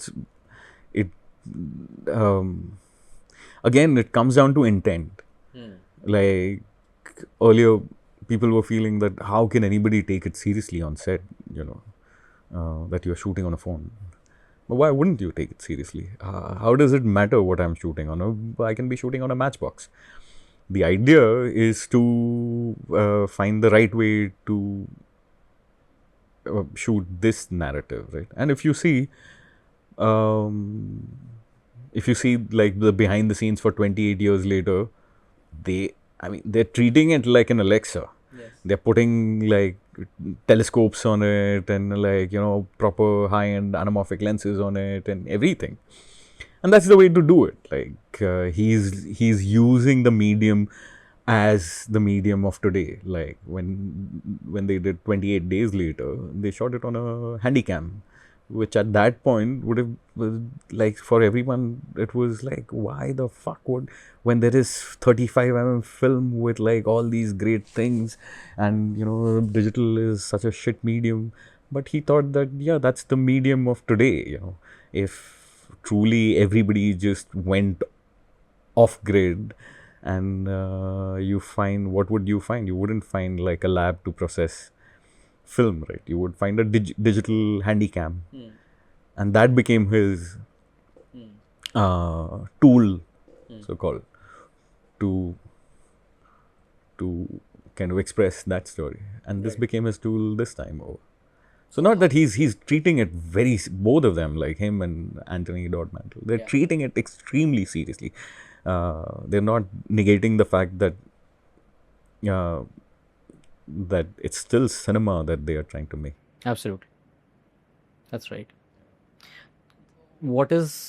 Is there any difference of the process of capturing using a phone versus a cinema camera in terms of like shooting and storing the footage, in terms of, okay, हम यहाँ पे जाके we could not have done this with the cinema camera, but since we have like a comparatively smaller version of a camera, so we can do this.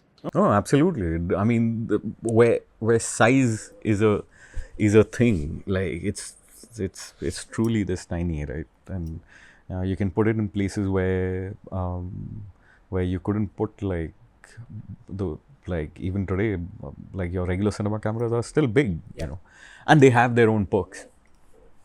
But I feel like, say, the reason why I got a chance to be a cinematographer was because this was also on the like I became a cinematographer on the cusp of when film was going away and digital was coming in. Okay. So I had when I quit my advertising job, I got myself like a 5D Canon 5D with all the money that I had saved. I borrowed some more money, and that's the camera that I bought. And you know, I could go out and shoot things on my own. I didn't need like somebody to give me like a 16 Bullets or something and like a roll of film and like 400 feet and for me to go out and shoot something and try things out. Like that was the case earlier, you know, where that's the reason why it was still hard for people to get into cinematography, because there was so many, you know, this was such a long list of requirements that you had to know before. Like you had to understand chemistry and physics, and you know, that's what the requirement was at I don't know if it still is, but at FTI you had to have chemistry and physics as your elective in, you know, your board to kind of even apply.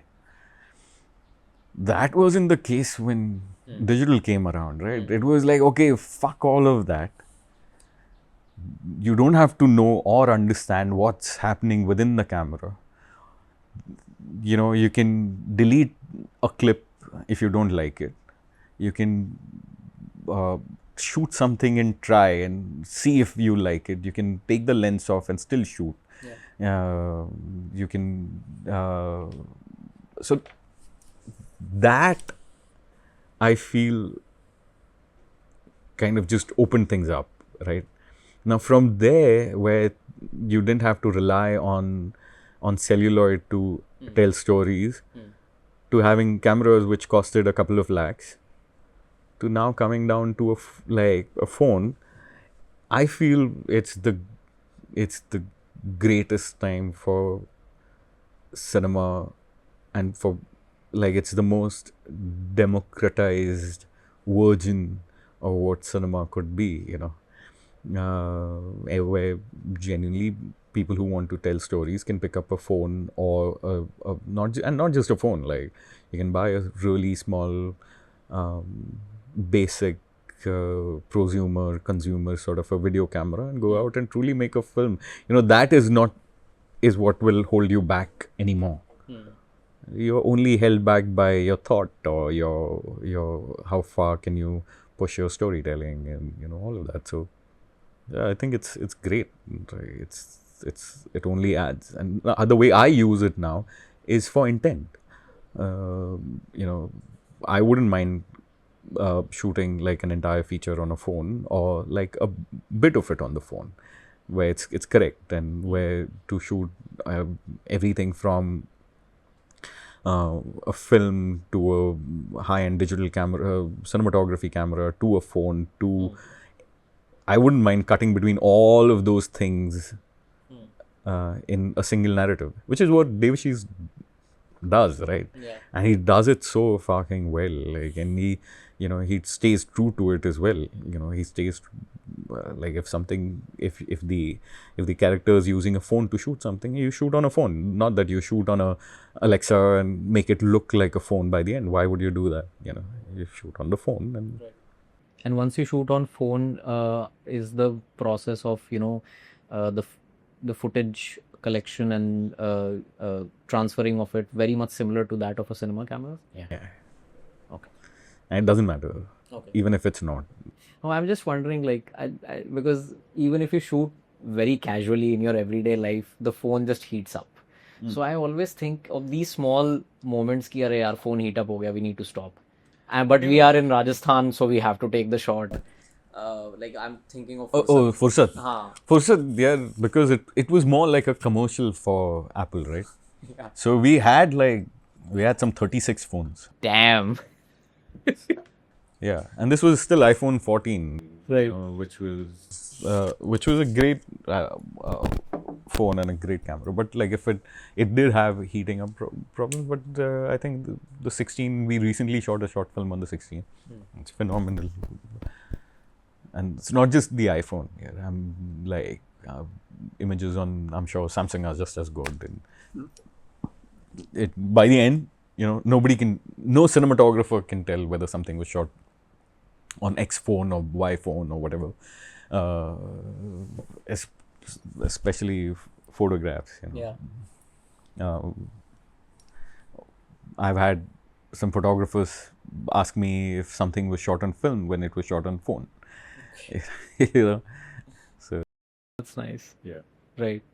Uh, I want to talk about Jigra, and Jigra is I got a chance to uh, talk to the editor as well, Prerna, and she told me a lot about the editing process, and very evidently the match cuts of Jigra are like crazy. I was like, wow. So I wanted to understand that did you plan those match cuts in the shooting stage itself, like when the scripting was being done?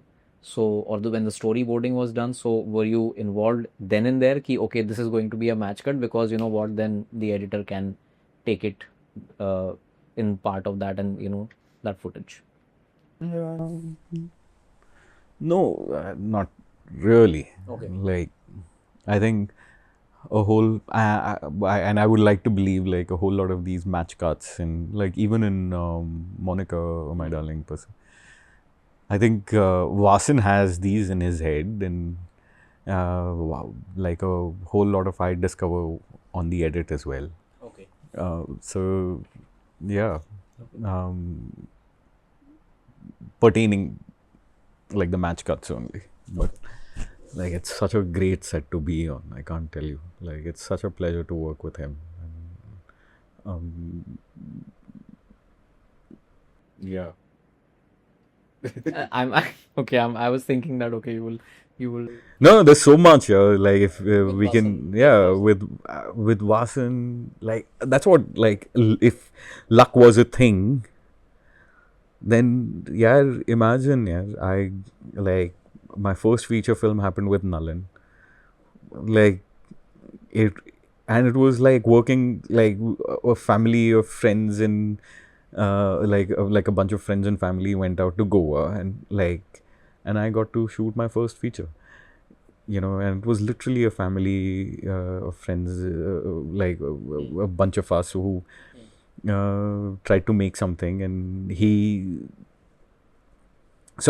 I'm saying from Nalin to Vasan to Harsh to my wife right now to Vikram. Newton was a great experience. So like I've just been and like we only talking about cinema. There's such a huge part of me which is still where I work with a whole lot of advertising directors and like some phenomenal ones like who are such great filmmakers, and to have met them has changed how I see things and how I observe things, and it has changed my work ethic for the better. Yeah. So yeah, I've been lucky. Right. What is the most complicated emotion that you have captured on camera? For any like documentary, advertising, or cinema?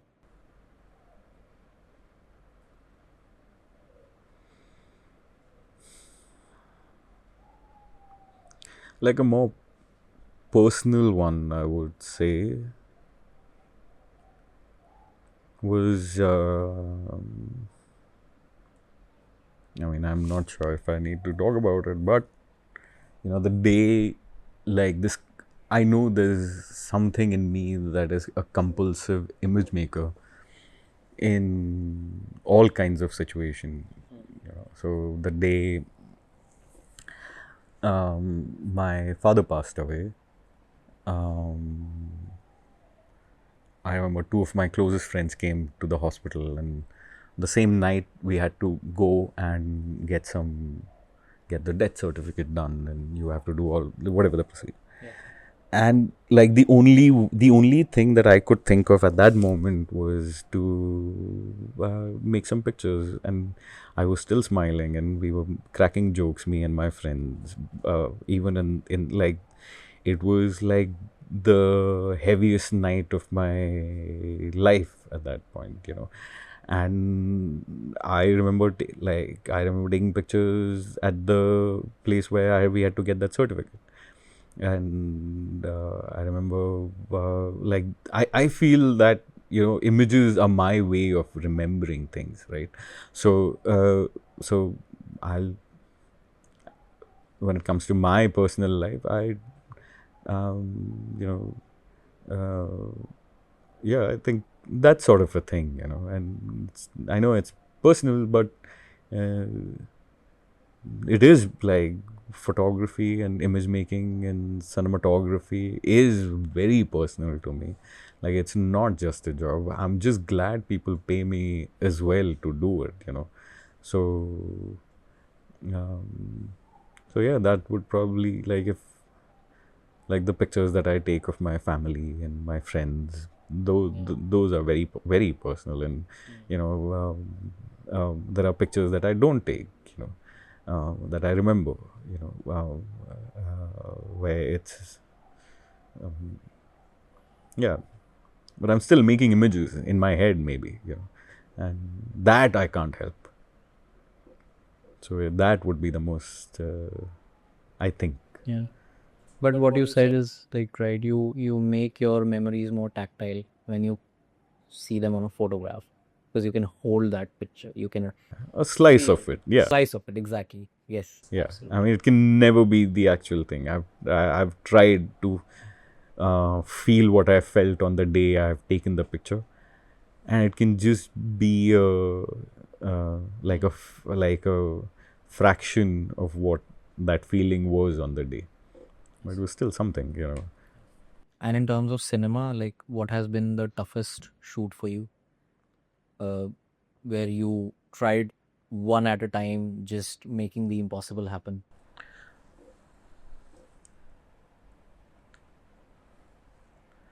Like, when we say toughest, it means that, you know, I was struggling. I mean, yeah, I struggled almost, yeah, because because I have not come from a film school per se, right? Because I did like a really amazing short course in Chennai, but where I met one of the greatest teachers that I've had um, um, kind of be a part of my life. But uh, so because I don't really have that, like a film school sort of a thing. I am constantly doubting myself whether it's the best way to do something, and where I know that there's no such thing. You know, there's only the best you can do on the day is the best you can do on the day. You know, and no matter how prepared you are and all of that.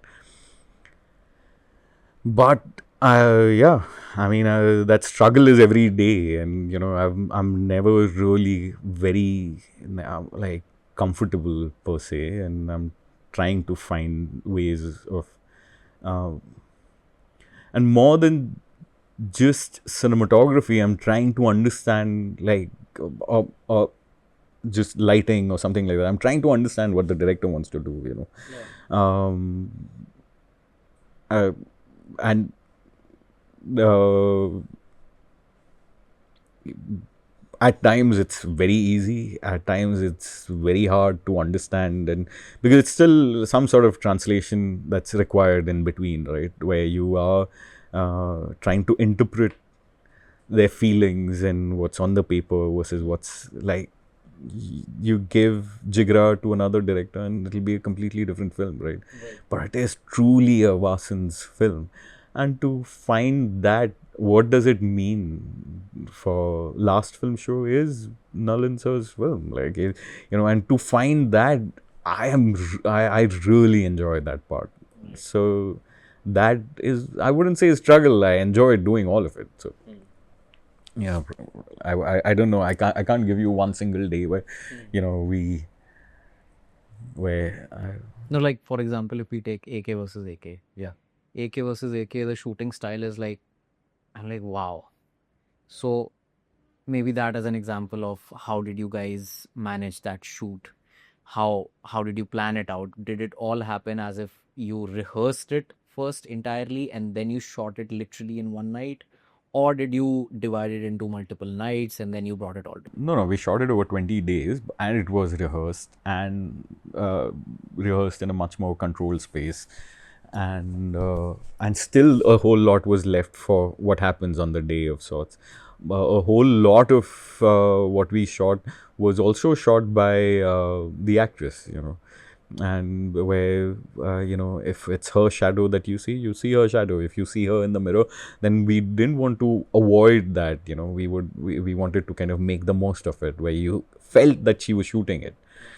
So like a mix of that and what I shot also had to feel like what she would shoot, and there had to be some sort of an amateur quality to it, amateur video camera-esque, mockumentary, uh, treading on mockumentary sort of a feel to it. And we had a great time doing it. Yeah, matlab Anil Kapoor and his energy is just something else. There's a reason why he's still fucking relative and goes at it and has more energy than anybody on set, and he's just too good. I remember him just where were we? Mumbai Central, and he had to run behind this guy, and I had to run behind him. From outside of the railway station, we go up this ramp, like we go in the foyer, up this ramp, on the bridge, down the steps, into like a running train. And I'm like, obviously he's gonna stop at some point, right? So Vikram says action, we start running. Vikram is running with the monitor. And the man just doesn't, and this is also when I was smoking, okay, to my defense. But I thought matlab, he just couldn't stop. He didn't stop. Like, he went all the way. He, suddenly we got down and there was the train, and I thought he won't get onto a running train. And he got onto a running train. So I didn't have an option with a running camera. I also got onto a running train. And we kind of made, so it was fantastic. It was great to see his energy. Anurag is just fantastic in it as well. And they had such an amazing, and we had a great time. Yeah. And it was so amazing. Again, as I said, Vikram is also like a proper DP's director where you can geek out on things and stay true to the to what the story requires. So if the story required us to shoot on a camera which was this handy camish feel, we shot on that. Right. You don't compensate that with let's shoot on like a cinema camera and make it look like something. We shot on what was right for the story. So you did not have a cinema camera, of course. Only for the bits where where the cinema kind of kicks in. Okay. So for the interview. Okay. Yes. And then right in the end, once the documentary is over, right. of sorts, then we. That's okay. No worries. Yeah. Huh. Okay. So otherwise, you were not shooting with a cinema camera. You were shooting it. I mean, this whole actually the concept for a cinema camera is what? Any camera that makes cinema camera, right? But like not like your Alexa or Red or something. We were shooting on a Sony FX7 or something like that, which is like a tiny sort of a camera with a zoom lens, and you could toggle the zoom, and we used it in ways the way this character would use it. Right. How do you manage focus when you are running that? Yeah, yeah. No, we still had a focus puller, and and like we had a lovely focus puller, and we also wanted a camera that would also autofocus, or it should feel like it's autofocus. Like so on that particular film, we would also throw focus off, like as if because it's autofocus, it's taken focus there and then shifted to you, you know. So we would also devise those things that okay, the focus puller would go and come back, or something like that, or find focus in ways. Right. You have, because all of this sounds, single takes have become so, like we are getting to see so many single takes now, and then there is also the Neeraj Pandey style of filmmaking that I would like to call it, like he likes to follow the characters and this, and the example that you gave me, also reminded me of Tandav. Yeah. And how do you plan a single take? How, because it's a lot of, it's not just about the person that you are following, it's about what others are doing in the frame, what is happening in the frame. The location changes or the location remains the same, but the characters, other characters are also doing something. Like आपका जो I forgot the film, the name of the film, that Scorsese film, which where this guy Ray Liotta is taking his girlfriend into a restaurant, but they take the back door into Oh, Goodfellas. Goodfellas. Yeah, Goodfellas, yeah. Goodfellas. The So opening good. scene. Huh? The opening scene. Yes. The no, not the. Is Yeah, I'm you not sure kind if. of come down and then you go and enter the restaurant from the back. And then they keep entering. They cross the kitchen, Yeah, and then they finally sit. So, but it's not just about them. There is it's about so much everything. happening. कि अच्छा, there is this person standing here. अच्छा, ये waiter ऐसे जाएगा तो वो उसको ऐसे मिलेगा. You know all of that. So if you can just give us a glimpse of how do you plan a single take shot? If you have to do a single take, how do you plan the execution of that? A whole lot of rehearsal, a whole lot of conversations with the actors, because they have to hit a certain mark, for the like they have to hit a certain mark. I have to hit a certain mark for it to kind of feel seamless and not, you're not adjusting at the point of sorts. But there are such great examples here. I just saw Kurosawa's High and Low, and that's such a masterclass in exactly this. Like the first half of the film happens in the house, right? Like uh, this businessman's shoemaker's house, and at such long takes, but not just long takes. It's about composition as well, like where he has at times 5 or 7 people in the same frame, that kind of pans, like it becomes one thing here which is a close up for you, and then as you get up and go away it becomes a long shot for you, but there's another person who kind of is sitting here, becomes a mid for him. But like in the background you'll have like 3 more people who are going through a different sort of emotion, and you're getting all of that in that just one pan on or one track, or both pan and this thing combined. And it's just phenomenal, like what he does. And you can see like how people like Fincher has picked up from there, or how what's his name up now, fuck, Darjeeling Limited, Wes Anderson. Wes Anderson, like so. Unbelievable what Yeah, man, like it's unbelievable. And so like so Wes Anderson's films, like I was just talking about it the other day, yesterday with my wife, is that his other films that give me, in school you had your Bal Bharti, like we had Bal Bharti, and I still remember the illustrations in Bal Bharti, because they were done, a whole lot of them were done by um, uh, uh, uh, John Fernandez, like a watercolor stuff that he had done. And I remember looking at those illustrations and wanting to be there, you know. wanting to be a part of that illustration and wanting to be in this town that he has drawn, and and Wes Anderson does that.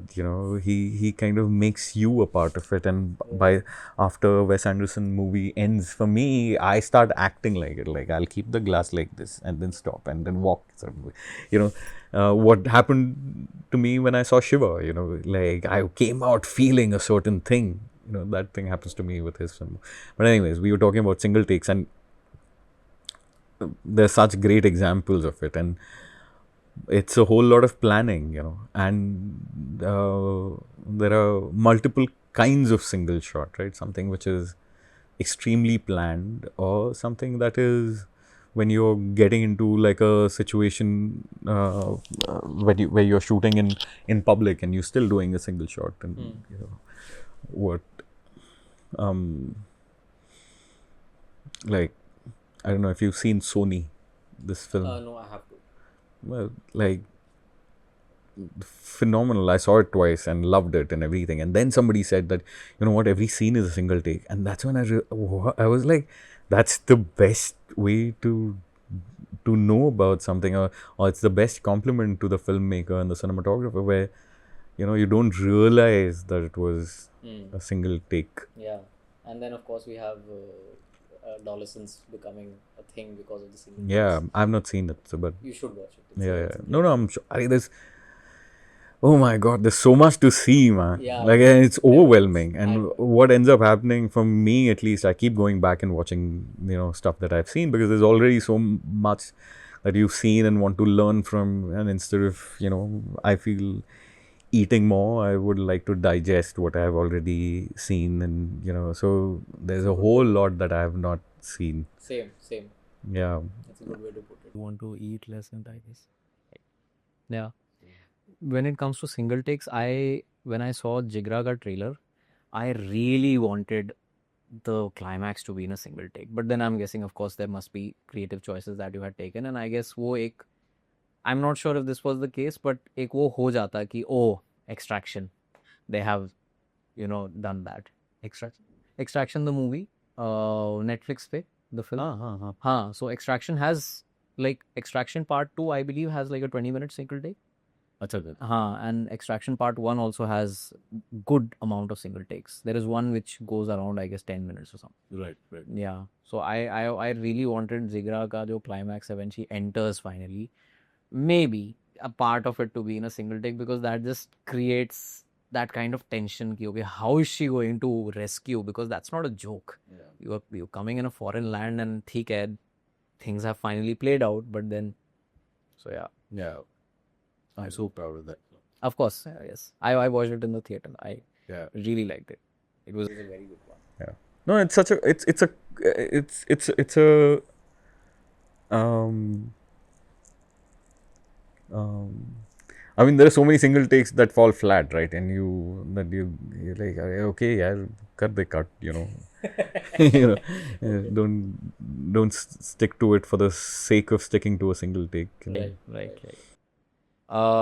We are like going to wrap this up in just two more questions. So, firstly, can you throw some light on, as per your suggestion, what is something that a person who wants to understand a medium of visual storytelling can do?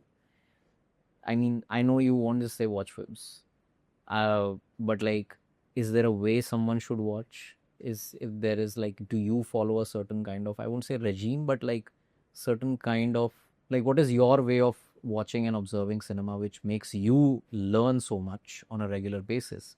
And would you like to recommend that as, a way of learning about this medium of visual storytelling? Yeah, I mean, I've like today I can say that just watching films would be a bit more incestuous way of you can't watch cinema to make cinema only. You have to do everything else. You have to understand, or have to be, you probably don't understand, but you have to be interested in music, architecture, like, it's so there's so much. There's painting, there's illustration, there's life in general. There's one has to be interested in people, in what's happening politically in around you, and what's happening in the world, what's happening to the nature around you, so like all of that somehow culminates into, I feel, the cinema that you make, right? So no, like there's um, there are too many cinema recommendations, I feel, and I think it's best discovered. Like if you like something done by someone, then you kind of dig in deeper and want to watch more of what that person does. How I used to do it in when I was in the agency was, if I like a movie that I've seen, then while I was working on my computer doing my graphic design stuff, I would hear the film in the background, with my AirPods on. So I'm still doing my graphic design thing, and it's not music playing in the background, but the movie that I've seen. So that gives a whole different perspective towards, the sound gives a different perspective as to the movie that you've just seen. I would also, in VLC, you could, you could desaturate your film. So you can watch the film in black. I've seen the films that I love also in black and white, which kind of gives you a sense of composition. Um, um, I mean, I'm sure the filmmaker wouldn't want you to see it that way, but you're seeing it with the purpose of educating yourself, right? And a lot of the music that I listen to is other than like the Indian classical that I enjoy listening to, all the Western music, most of the Western music that I listen to, or has some sort of either it'll be an OST or something like that, or somehow related to the images that I've seen, to the music that I listen to. Right. So, so yeah, all of this kind of put together, and I like I feel like probably the biggest influence on my cinema would be that of like some really the art form that came before cinema, just before cinema, was photography. And like for me, um, that has become like a big thing in my life, and it was always a big thing. Now I can so a whole lot of photographers that inspire me, like I know for a fact, like my photography inspires the cinematography that I do. I'm not sure if it's the other way around. I don't know if my cinematography inspires the photography that I do. So yeah, right. You have who are like I read about this photographer called Sebastian Salgado. An absolute genius. What a guy. What a life he led. With like such like a great craftsman of the images were crafted so well, right?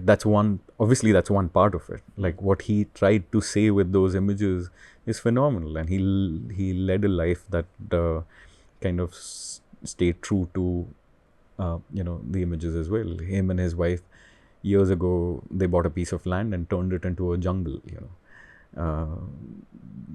His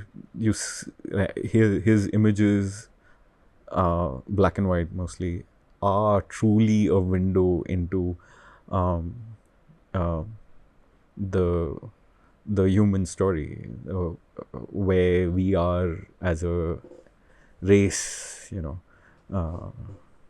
Like a genius, absolute genius. Sad that he passed away, but he's done more than enough for centuries for us to kind of go back and see and know where we come from and see and feel and all of that. And on the other side of that is a photographer that I truly love is Joseph Sudek, who's this Czech photographer who did such personal, amazing work. Like oh, which tells you a story of a human who just went out and saw things in his own city. And most of his work is that, and what he saw out of the window of his studio and on the window sill, and the bread that he ate that day, and the newspapers that were lying on his table. So, and both works are just as important, like as personal as that, and as uh, humanity driven as what Salgado does. In fact, a whole like during Newton, we were in this tiny hotel in Chhattisgarh, right? Okay. I got one of my assistants to print, like some 80, 70, 80 pictures of, some of them were Salgado's photographs, and some of them were, actually it was a lot of Joseph Kundelka, who's again a Czech photographer. Their photographs, mostly black and white, and we got them in a 4x6 sort of a thing, and they were stuck on my wall. Okay. At my hotel room, one entire wall. So, and not to but to kind of get up and be inspired, and in ways when we knew we were in a place where um, Chhattisgarh is a difficult place, not to shoot, but like the politics of Chhattisgarh is difficult to so that was my way of being aware, and to have a gaze which is more human, like to be inspired by a photographer who had the most beautiful and human gaze towards everything that both of them did.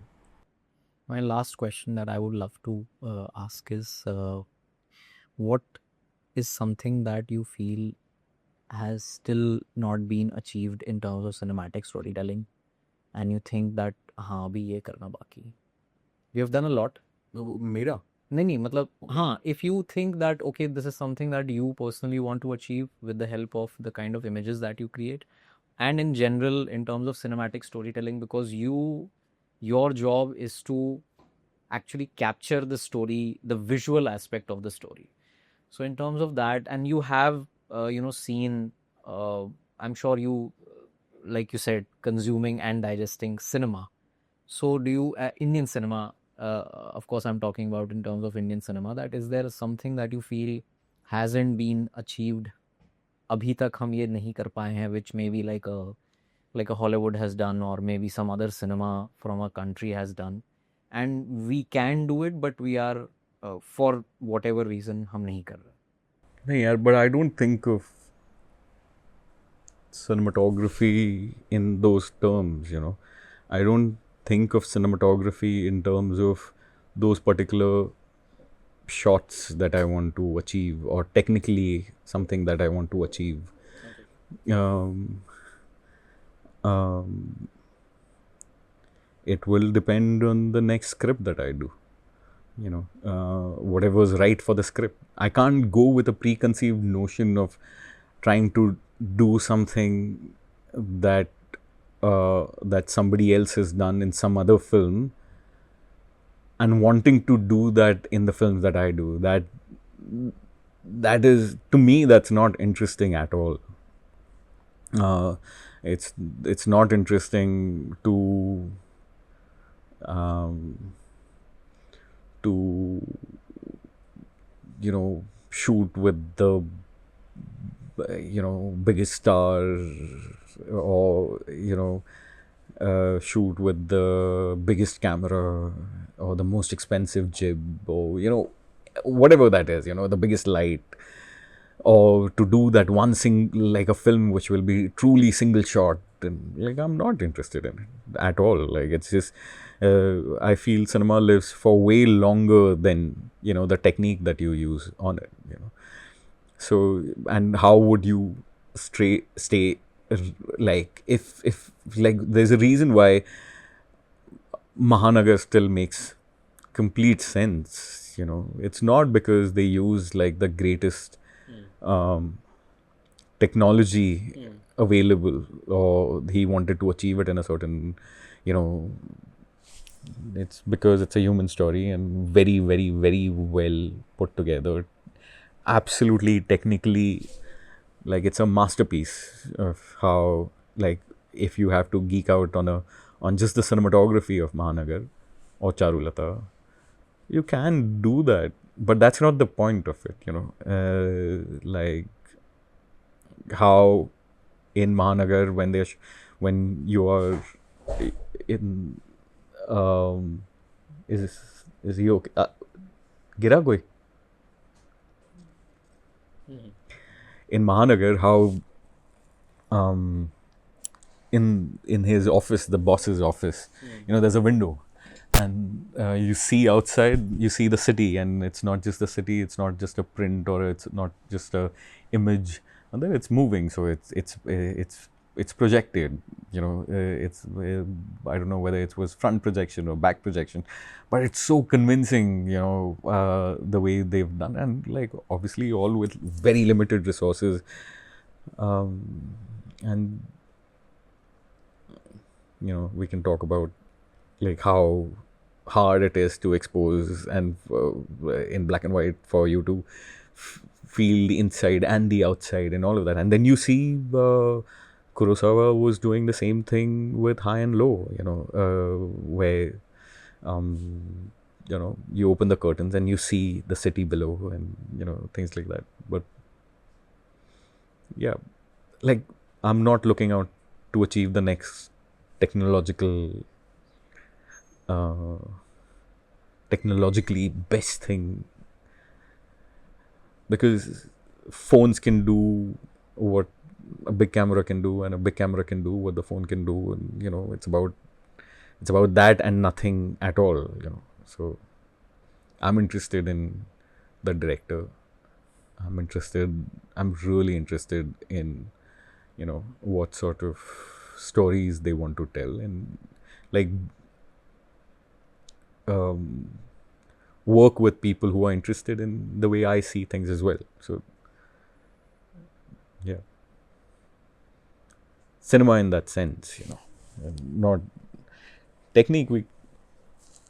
Technique. I it's weird. It's a love hate relationship. I love it. I love cameras. I especially still photography cameras. I can't tell you, like, days go by and I keep looking at the same cameras on eBay, and on I'll find the most relevant YouTube video for it, and I'll know what metal they've used to make a camera, and who designed it, and why was this particular lens chosen for this particular camera, and I'll completely be into it. But then it also doesn't matter as well, by the end of it. So it's weird in that sense. Right. But you like to keep exploring with every Yep. new story that comes and makes you feel. Yeah. You I want to surprise myself as well. I want to find something. It'll be the most, like, if I knew exactly what I wanted to do with something, it'll be the most boring thing ever. You I'm scared shitless. When the first 3 days, 5 days of a feature going on floor, because you never know. So many things can change. Like the equation completely, right? A certain location, a certain time of the day, and you know. So yeah, like I used, like, so in Newton I was like, okay, you know what, I'm gonna achieve everything that I have to achieve on this film, but without lights. So okay, so then we didn't take any lights from Bombay. not even one एक shot नहीं है. एक shot नहीं है. Like it's all like whatever was incidental. Tube light, तो हाँ, like the tube light that's on the wall is the tube light on the wall, and we'll stay true to it. If there's a, early the the forest bits, we scheduled it in a certain way. At a certain time of the day, we'll be here and we'll shoot this scene at this hour, and that's what we kind of stuck to. There is that one shot of in the beginning itself when you create that separation between Rajkumar's character and the parents watching TV. Yeah. And it never feels underexposed because वो tubelight वाले कमरे में भी बैठा है, so he you can see him, and TV भी चल रहा है तो टीवी की स्क्रीन में भी जो हो रहा है वो दिख रहा है. Yeah. या Yeah. I mean, that's the beauty of the digital cameras today as well. Like they allow you to shoot with little to no light. You can you can shoot with an actual TV playing something in the background, and that flicker of light, you don't have to create it with a separate panel. I mean, you can, you don't have to, but yeah. And the well, again, talking about technique versus this thing, I have like tremendous respect and love for craftsmen. So there is a whole lot of cinematography that's also craft, right? And not just cinematography, but that's the same with photography, or same with music, and same with like a person who makes shoes, or illustrations or whatever. So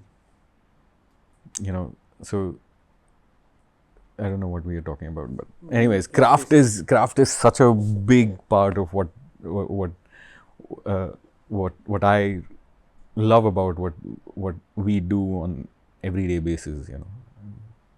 So yeah, and advertising plays such a huge role in it for me. Like I get to work with some of the most brilliant advertising directors and producers in the city today, and it's the sharpest turn for me in terms of craft at times. I shoot something today, and if it's good enough, you edit it tomorrow, and then you add the grade the next day, and you see whether a certain lighting thing worked or didn't work, or what worked out of it. You obviously you're taking those calls on set as well on that day, but like it's the learning curve is just really nice and sharp, and if you want to try something else the next time, you can do it.